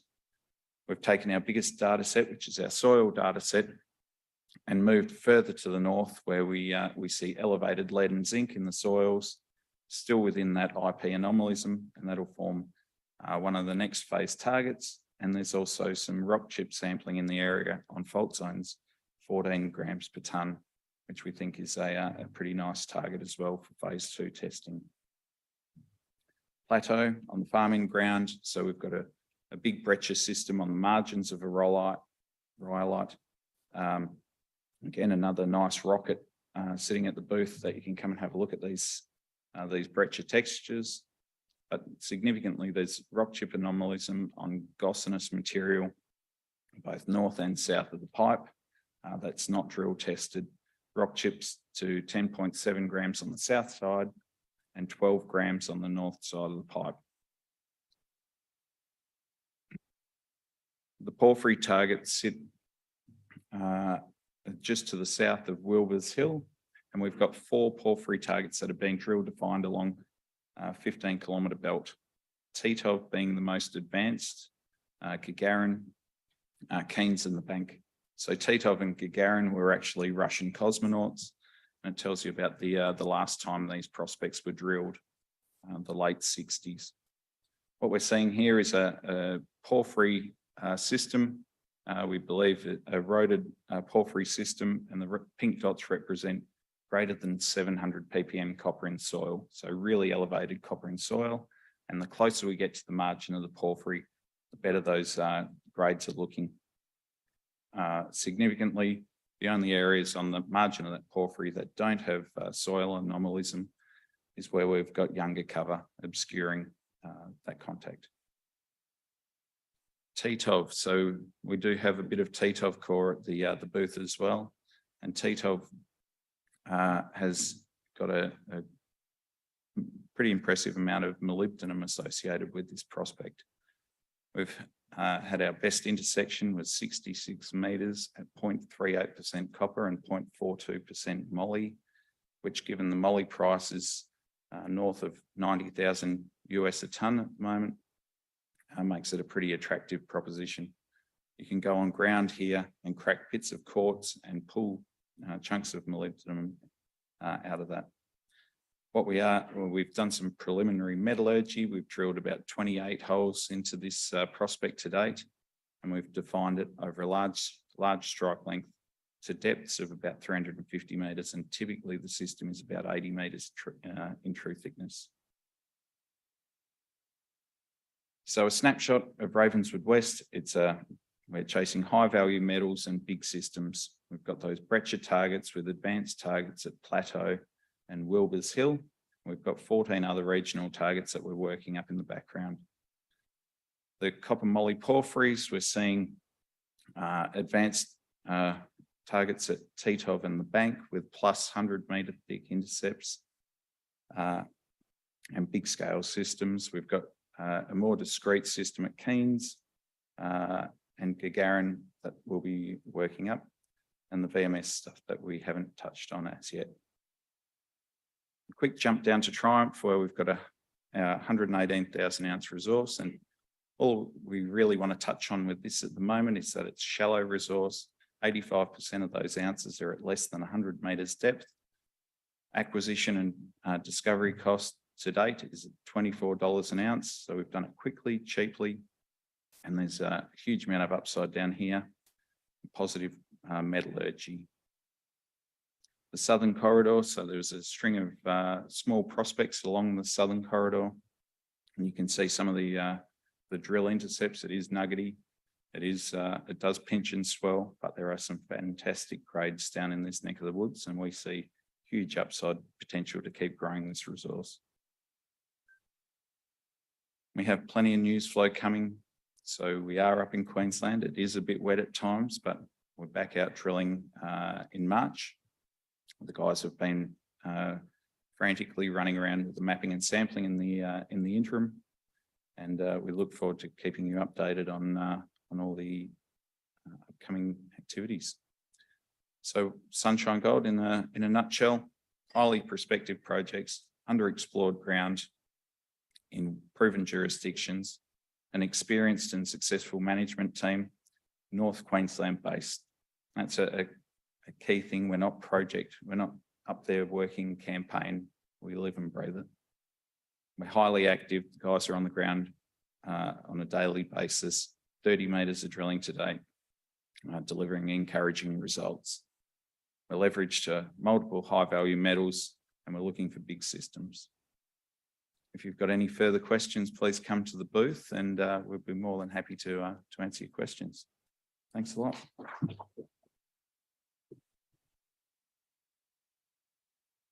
Damien, you are the master of the understatement. Queensland, a bit wet at times. The place has been underwater for months now, the whole state. Now, do we have Lynn Anderson in the room? Not you, Ashok. Because if Lynn Anderson is here, she has won the Como Engineers Pure Gold Gin. And if she's not here, then unfortunately, I have to take it. I'm sure we'll find her. Lynn Anderson of Legend Mining. The correct number of gold beads was 8,104. And Como Engineers provided the Pure Gold Gin. And I believe it's an absolutely gorgeous gin as well. So thank you for that. Blackstone Minerals Managing Director is Scott Williamson. Blackstone is a Western Australian-based mining company exploring Southeast Asia's premier nickel sulfide district. Scott joins us now with the full story about Blackstone. Please make him welcome.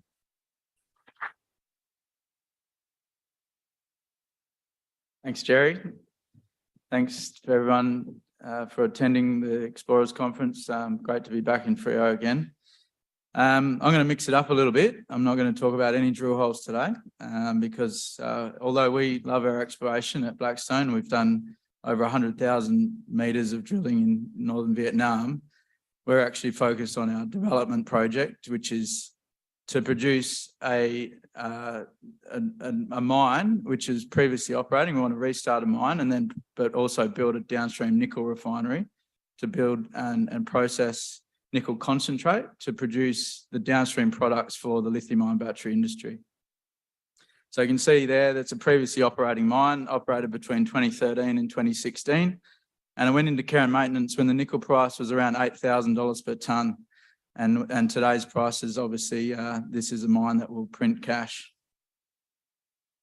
So I think the key difference between us and most of our peers in the industry that we are building a vertically integrated business, and it won't just be mining, we'll also be refining and producing these chemical products that are required for the lithium-ion battery. We're using abundant hydroelectric power in northern Vietnam region, and we just happen to have a globally significant nickel sulfide resource and reserve there as well. The cost structure in Vietnam means that we'll have a first quartile cost position. So we're in the lowest quartile for nickel sulfate developers and producers. And we're going to do this with partners. And we've spent a lot of time in, particularly in South Korea, where the major players in the battery industry we are. And so the major players in the lithium-ion battery industry are South Korea, Japan, and China.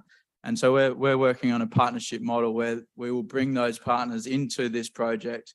We'll share the capital requirement, but they'll also bring some of the technology required to produce these chemical products for the batteries. And we just happen to be, with some great tailwinds, current nickel prices, and you can see, there's a strong demand for a high nickel cathode, and that's really driven by this range anxiety. Obviously, it's all about getting long range in your electric vehicle, and to do that, you need plenty of nickel. Just a quick snapshot. So we have cash of around $18 million. We also have an R&D rebate coming in around $4 million. So that doesn't include that R&D rebate. We have listed investments of over $10 million. So we have some other developers that we've invested in. We're keen to get some of their concentrate potentially coming into Vietnam. So we've had some strategic investments there. Very supportive shareholder base. We've got Fidelity, which is a great supportive shareholder, Deutsche Balaton, the guys at Nanja out of Hong Kong, board and management with a strong position as well. So you can see the board and management recently added Dan Locker. So great to have what I call the king of nickel on our board. Dan's done everything in the nickel space. So really happy to have him on board as another mining engineer on the board. Good analyst coverage and plenty of support from the sell side as well. So you can see here we're in the northern Vietnam region, up near Hanoi. Beautiful country, beautiful people, so loyal and so hardworking. We're just west of Hanoi. That's where we'll build the refinery and we'll restart the mine. So you can see there the DFS is underway. So in that what I call the orphan phase, where everyone goes and hunts something else or goes looking for drill holes, we're in that phase where the institutions come hunting for us, and that's why we're unfortunately the retail investors have I suppose gone somewhere else, but what we can say is that the institutions are very focused on what we're trying to achieve here, and that's to build a upstream and downstream. So to do that, we've completed a significant piloting phase with 12 months of piloting at the ALS laboratories on this downstream processing, where we produce the NCM 811 product, and we'll talk more about that. So you can see you've got the mine, low strip ratio, large open pit mine, around 0.4% nickel, which is very similar to the Mount Keith nickel mine, which has been a great asset for BHP and WMC over many years. So then we take it from the mine and we convert it into these chemical products in the refining process. You can see this is the structure. This is where we're looking to bring in the partners in that refining process to produce the NCM 811 product. So nickel, cobalt, manganese is the is the preferred chemistry mix of the lithium-ion battery for those long-range vehicles, and a ratio of 8:1:1. So 80% of that cathode will be nickel. And that's where we're bringing the partners in. The partners will bring that technology that allows us to produce those downstream products. We'll also have third-party concentrate providers, and we have a close relationship with Trafigura, and they'll bring in up to 50% of our feed will come from areas like Australia and Canada, South America or Africa, and we'll bring them into Vietnam and upgrade them into these downstream chemical products, which trade at a significant premium to the LME nickel price. So the NCM 811 price has traded between 20 and 40% premium to LME nickel. So it's an in-demand product which trades at a significant premium to metal.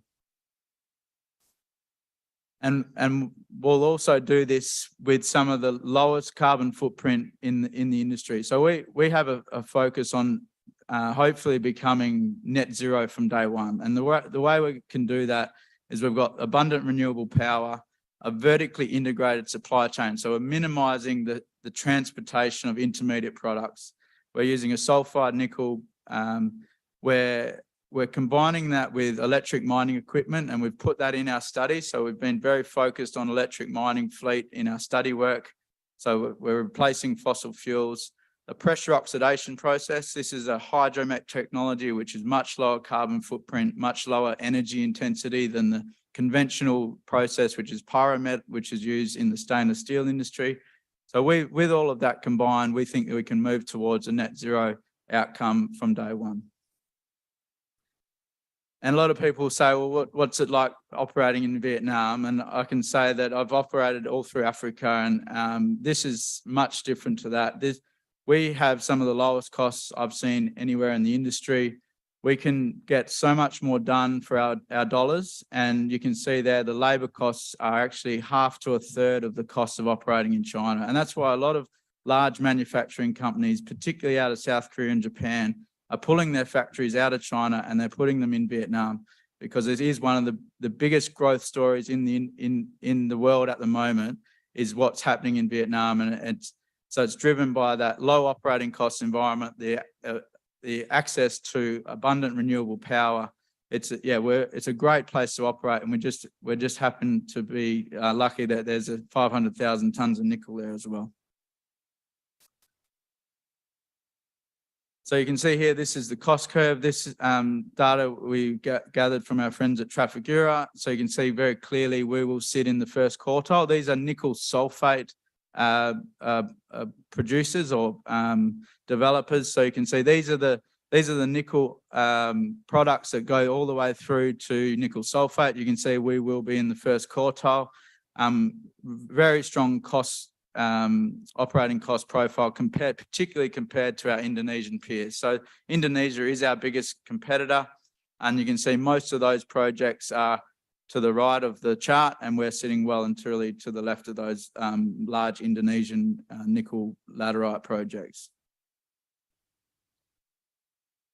You can see here we've done recently completed a life cycle analysis. We've used a group called Mincor. They are the world leaders in life cycle analysis of greenhouse gas emissions and carbon footprint. They've also worked closely with Tesla. So you can see here that study has also been independently verified by the Nickel Institute.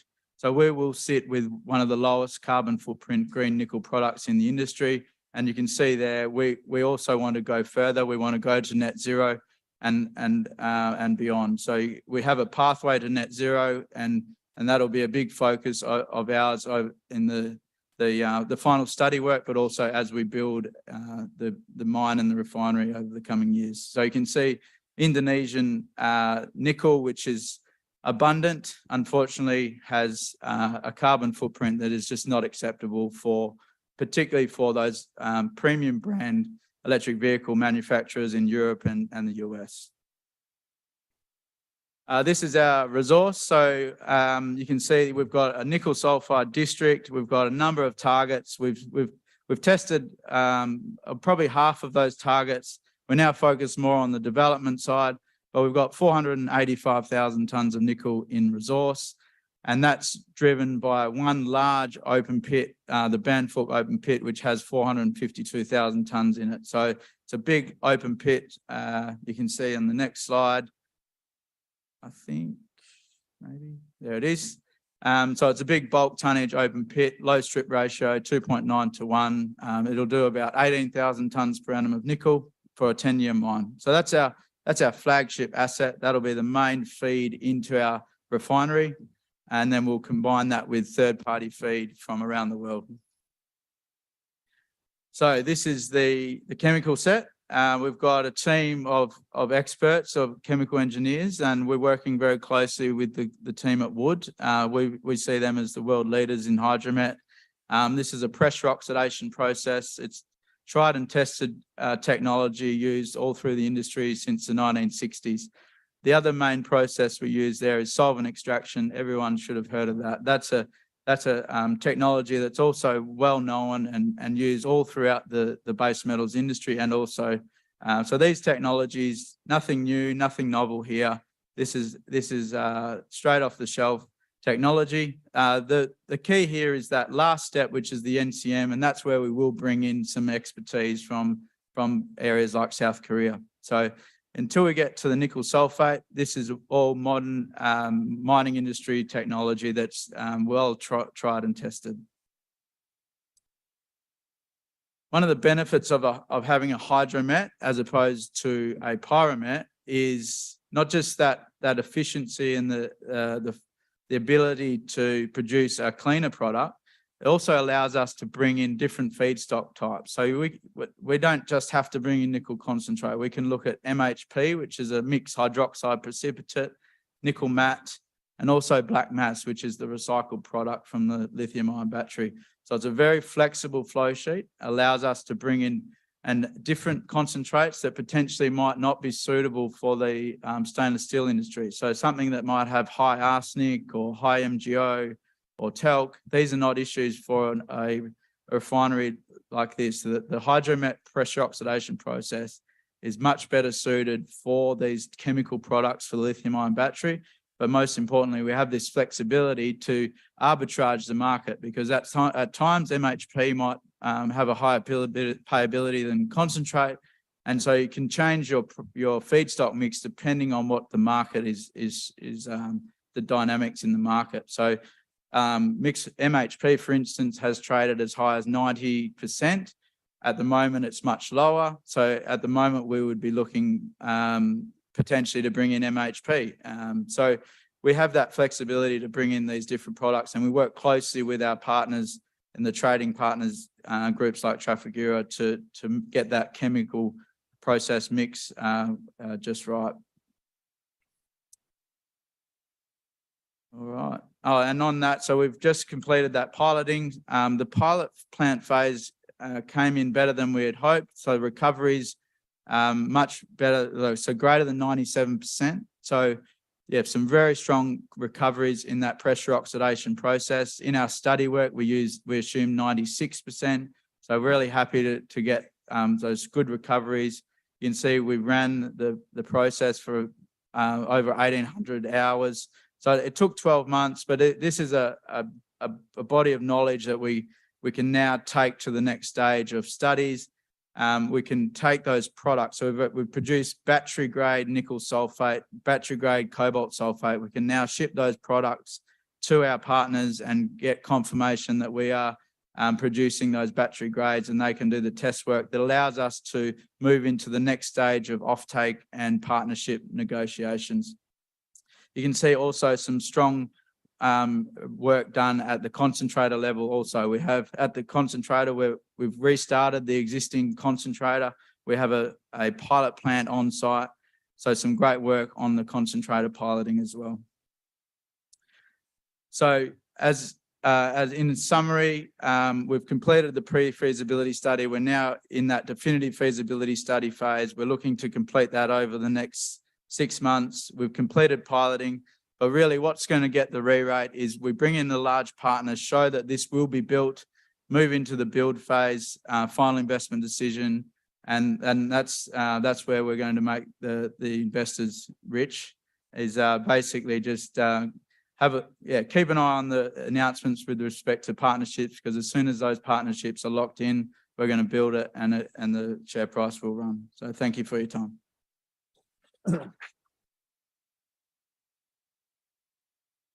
Thank you, Scott. Brightstar Resources is currently merging with King West Resources to form the next ASX-listed WA gold developer, with the combined JORC resource approaching 1 million ounces and a processing plant on care and maintenance. Brightstar is ready to shine as it advances through drilling and studies towards production. Managing Director Alex Rovira is here to discuss the merger and exploration programs currently underway at Laverton Gold Project. Please welcome Alex. Thanks, Jerry, and thanks, RIU, for allowing us to present. I believe this is the first time that Brightstar has actually presented at the vertical event, so looking forward to delivering it. And it's also my first presentation, so it's pretty tough to go after Scotty Williamson, who's probably the best dressed bloke in the mining industry in a suit and tie, but he is short. So, Brightstar. We are located in the Laverton tectonic zone, so we have 300 square kilometres north and south of Laverton. It is an excellent geological terrain. Over 20 million ounces have been mined through there. Some fantastic ore bodies like Sunrise and Granny Smith, Mount Morgans as well. We do have an existing resource of 460,000 ounces at 1.6 grams per tonne. Significant exploration upside exists there, and I'll run you through that shortly. There is circa 80,000 ounces of historic production from the Brightstar tenure. As Jerry mentioned and was released to the market in late December, we're currently in a merger process with King West Resources via a scheme of arrangement. King West owns the Menzies Gold Project, funnily enough in Menzies. They've got circa 500,000 ounces in resources as well. And I suppose the strategic rationale here is you're taking two businesses that have circa 500,000 ounces each and a plant on care and maintenance, and really just rapidly assessing production restart opportunities and really unlocking the inherent value that was in the ground for both of these companies. For us, it does deliver that critical mass. There is exploration upside in both projects, so we think we can grow that resource through 1 million ounces and further. We have kicked off exploration. We've got a 6,000 metre RC program that's underway at the moment at Corktree Well in Laverton, just north of Laverton, and I believe King West is also kicking off an RC program down at Menzies. We have got mining studies underway. We're anticipating a scoping study for release in the middle of the year, and that'll flow straight through into a pre-feasibility study as we assess turning the plant back on.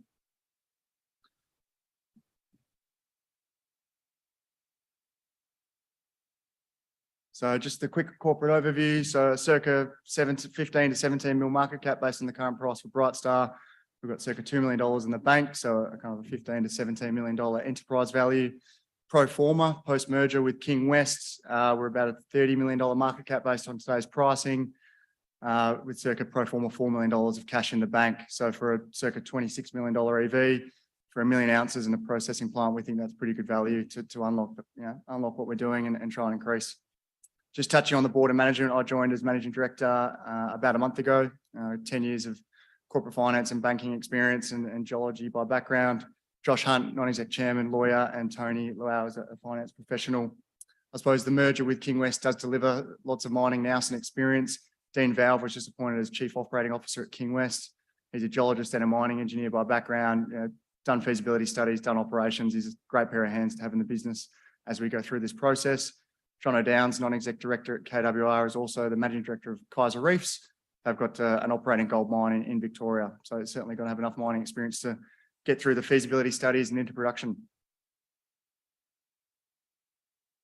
Just touching on where we are in the world. So as I mentioned, in and around the Laverton district, this is a very dynamic kind of jurisdiction we're looking at the moment.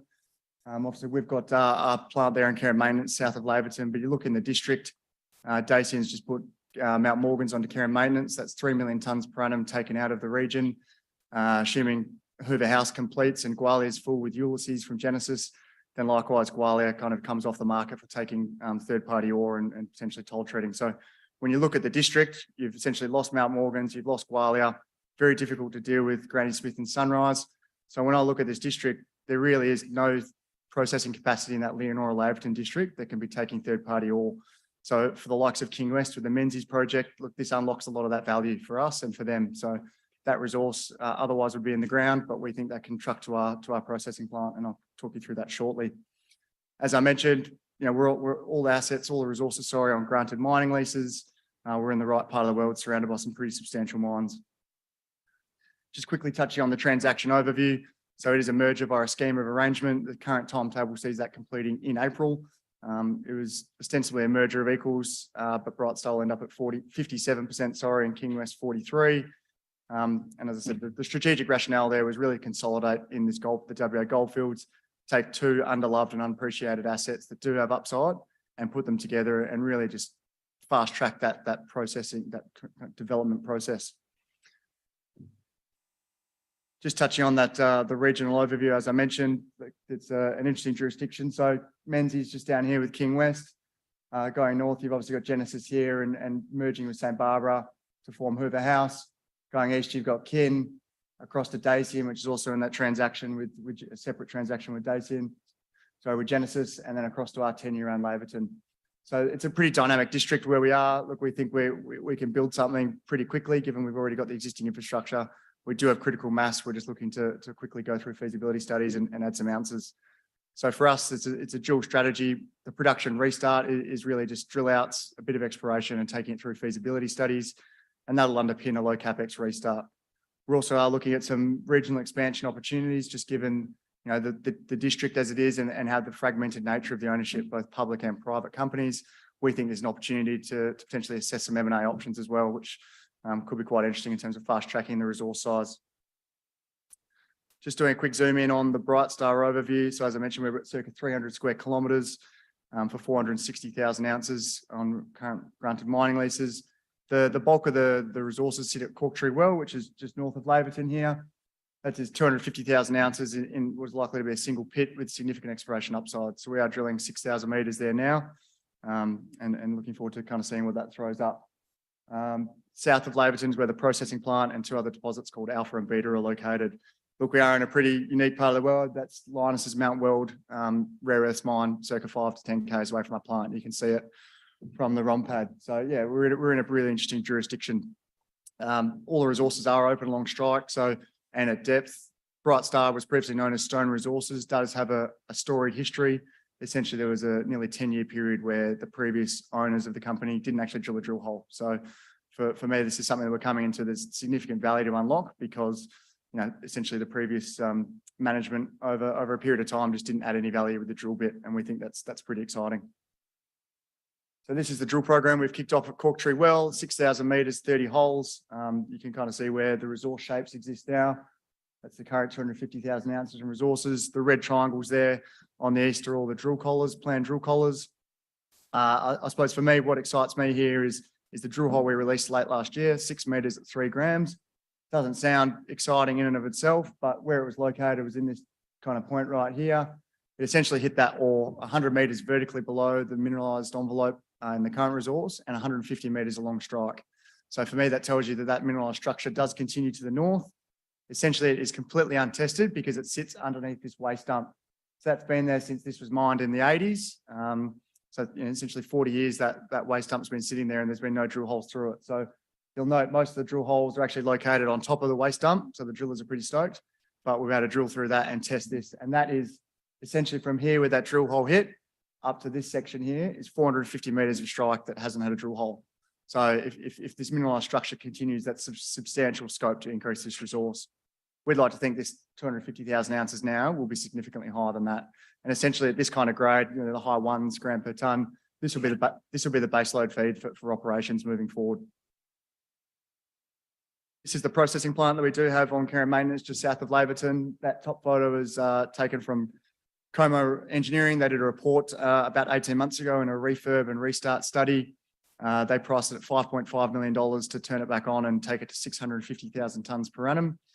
If you backsolve what a head grade going through that might mean, essentially it'd be a 30 to 40,000 ounce gold producer. And as a business, I think that's your subscale and certainly not what we're trying to do here. So we've appointed GR Engineering and they're currently doing a refurb study on the plant at the moment and really reassessing how big can we make the plant, what's the appropriate size, is it 1 million tonnes, is it up to 1.5? I think if you take it to a 1.5 million tonne per annum plant, you'd be north of a 100,000 ounce gold producer. So I think that's where you need to be as a business, and we've certainly got the resource and exploration upside to underpin that. That bottom photo was taken by me a couple of weeks ago. You can kind of see the crushing circuit in the foreground and, you know, bore mills and things like that. So we do have a lot of non-processing infrastructure that's got significant value. We've got to operate, 60-person camp that's sitting there. We've got airstrip vehicles and things like that. So whilst a lot of companies might say they've got a lot of value in the infrastructure, this is tangible and real. This is money we don't have to spend. We've got a tailings dam there that's probably would cost $5 to $10 million to build a brand new one. So for us, this is tangible, it's demonstrable, it's going to add a lot of value. It's something that we don't have to pay for. Yes, we have to pay to refurb it. Yes, we have to pay if we want to expand it. But when you look at the greenfields developers on the, there's some great companies presenting in the last few days, they need circa $150 to $200 million to get into production. That is not what we're assessing here. We could rapidly get this back into production. This is just some work we did on the capital costs for processing plants. I'll draw you to this column first. The builder who built most of the recent gold plants, look, it's geoengineering, so it's no surprise why we're using GRES. We think that makes a lot of sense. You'll note that the first couple rows, that kind of 1 to 1.5 million tonne per annum plant, the one we're assessing a building, the average cost for the plant alone is in that kind of $70 to $80 million range. So if we can build something that takes it to that size for a fraction of that cost, I think that underpins the inherent value that we have in this business. This is kind of just touching on just a graphical representation of it. I suppose the key to note is that that is just for the plant alone. So I think, Galileo Resources, I think their processing plant was circa $75 million. I think their all-in capex was circa 200. So that tells you that non-processing infrastructure is a significant part of the capital component. As I said, we've got accommodation camps, we've got a TSF, we've got an airstrip, and we've got access and haul roads right to between the plant and all the historical pits. So that's a significant amount of capital that we don't have to spend. Just quickly diving into King West. So as I mentioned, this is the business that we're merging with at the moment via a scheme. The Menzies Gold Project is historically a very high grade gold project, mined 800,000 ounces at just shy of 20 grams. When you look at what the resource is there, 505,000 ounces at 1.3 to 1.4, I think that is not really a reflection of what Menzies is as a system.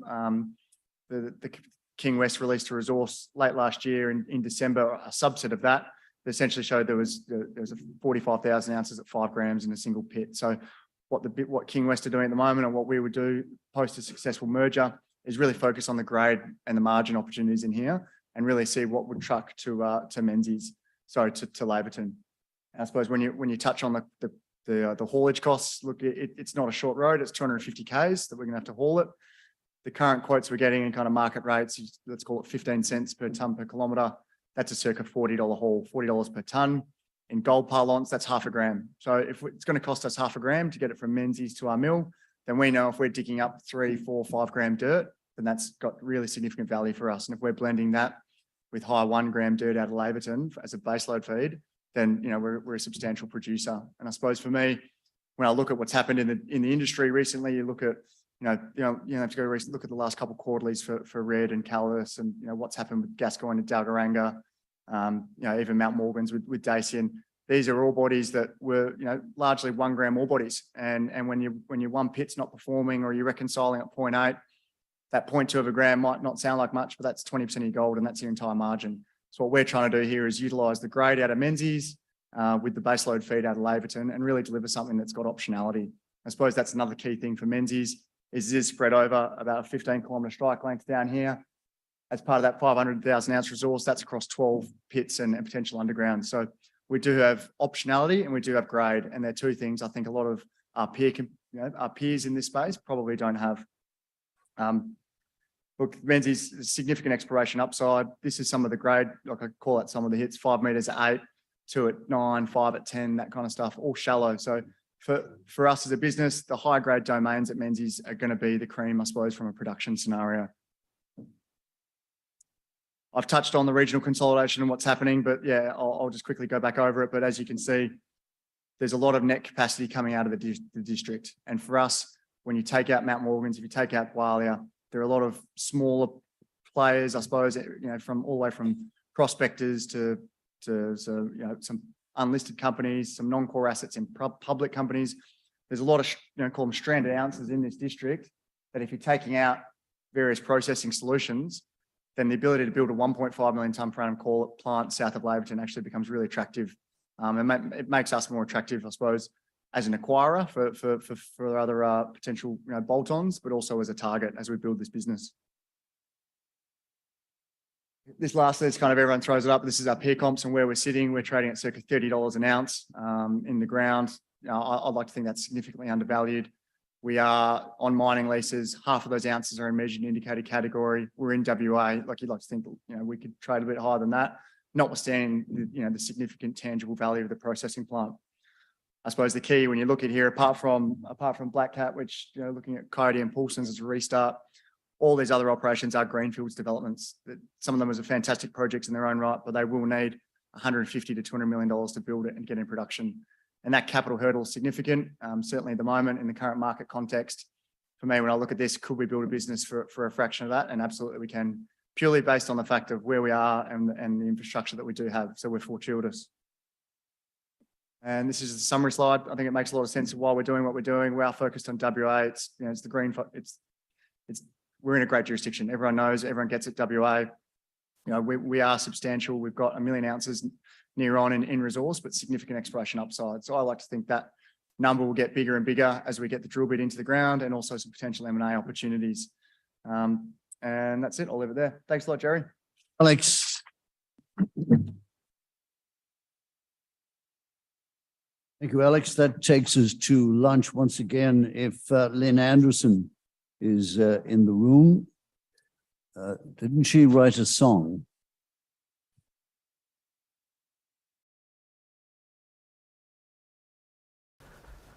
Hi, my name is Brad Gurry and I'm the CEO of Social Suite. Social Suite's an environmental, social and corporate governance reporting platform, ESG. We're proud to be supporters of the RIU conference, and I'd firstly like to start by congratulating Social Suite customers that are here presenting throughout the duration of the conference. Black Canyon, Coda Minerals, Galileo Lithium, Galileo Mining, Helix Resources, International Graphite and Nordic Nickel. These companies, along with 80 ASX micro to small caps, understand the importance of ESG to create long-term organisational value. The Social Suite platform is specifically designed for micro to small caps in supporting them, one, to attract capital from investors that value ESG disclosures, two, creating revenue through responding to supply chain requests and the negotiation of offtake agreements, three, mitigating organisational risk while building brand value. The Social Suite platform is easy and affordable for the smallest of organisations to get started with ESG. This is complemented by our industry expert ESG coaches who will help you with your ESG journey. We wish all companies and investors a successful RIU conference, and we're here to help with your ESG needs.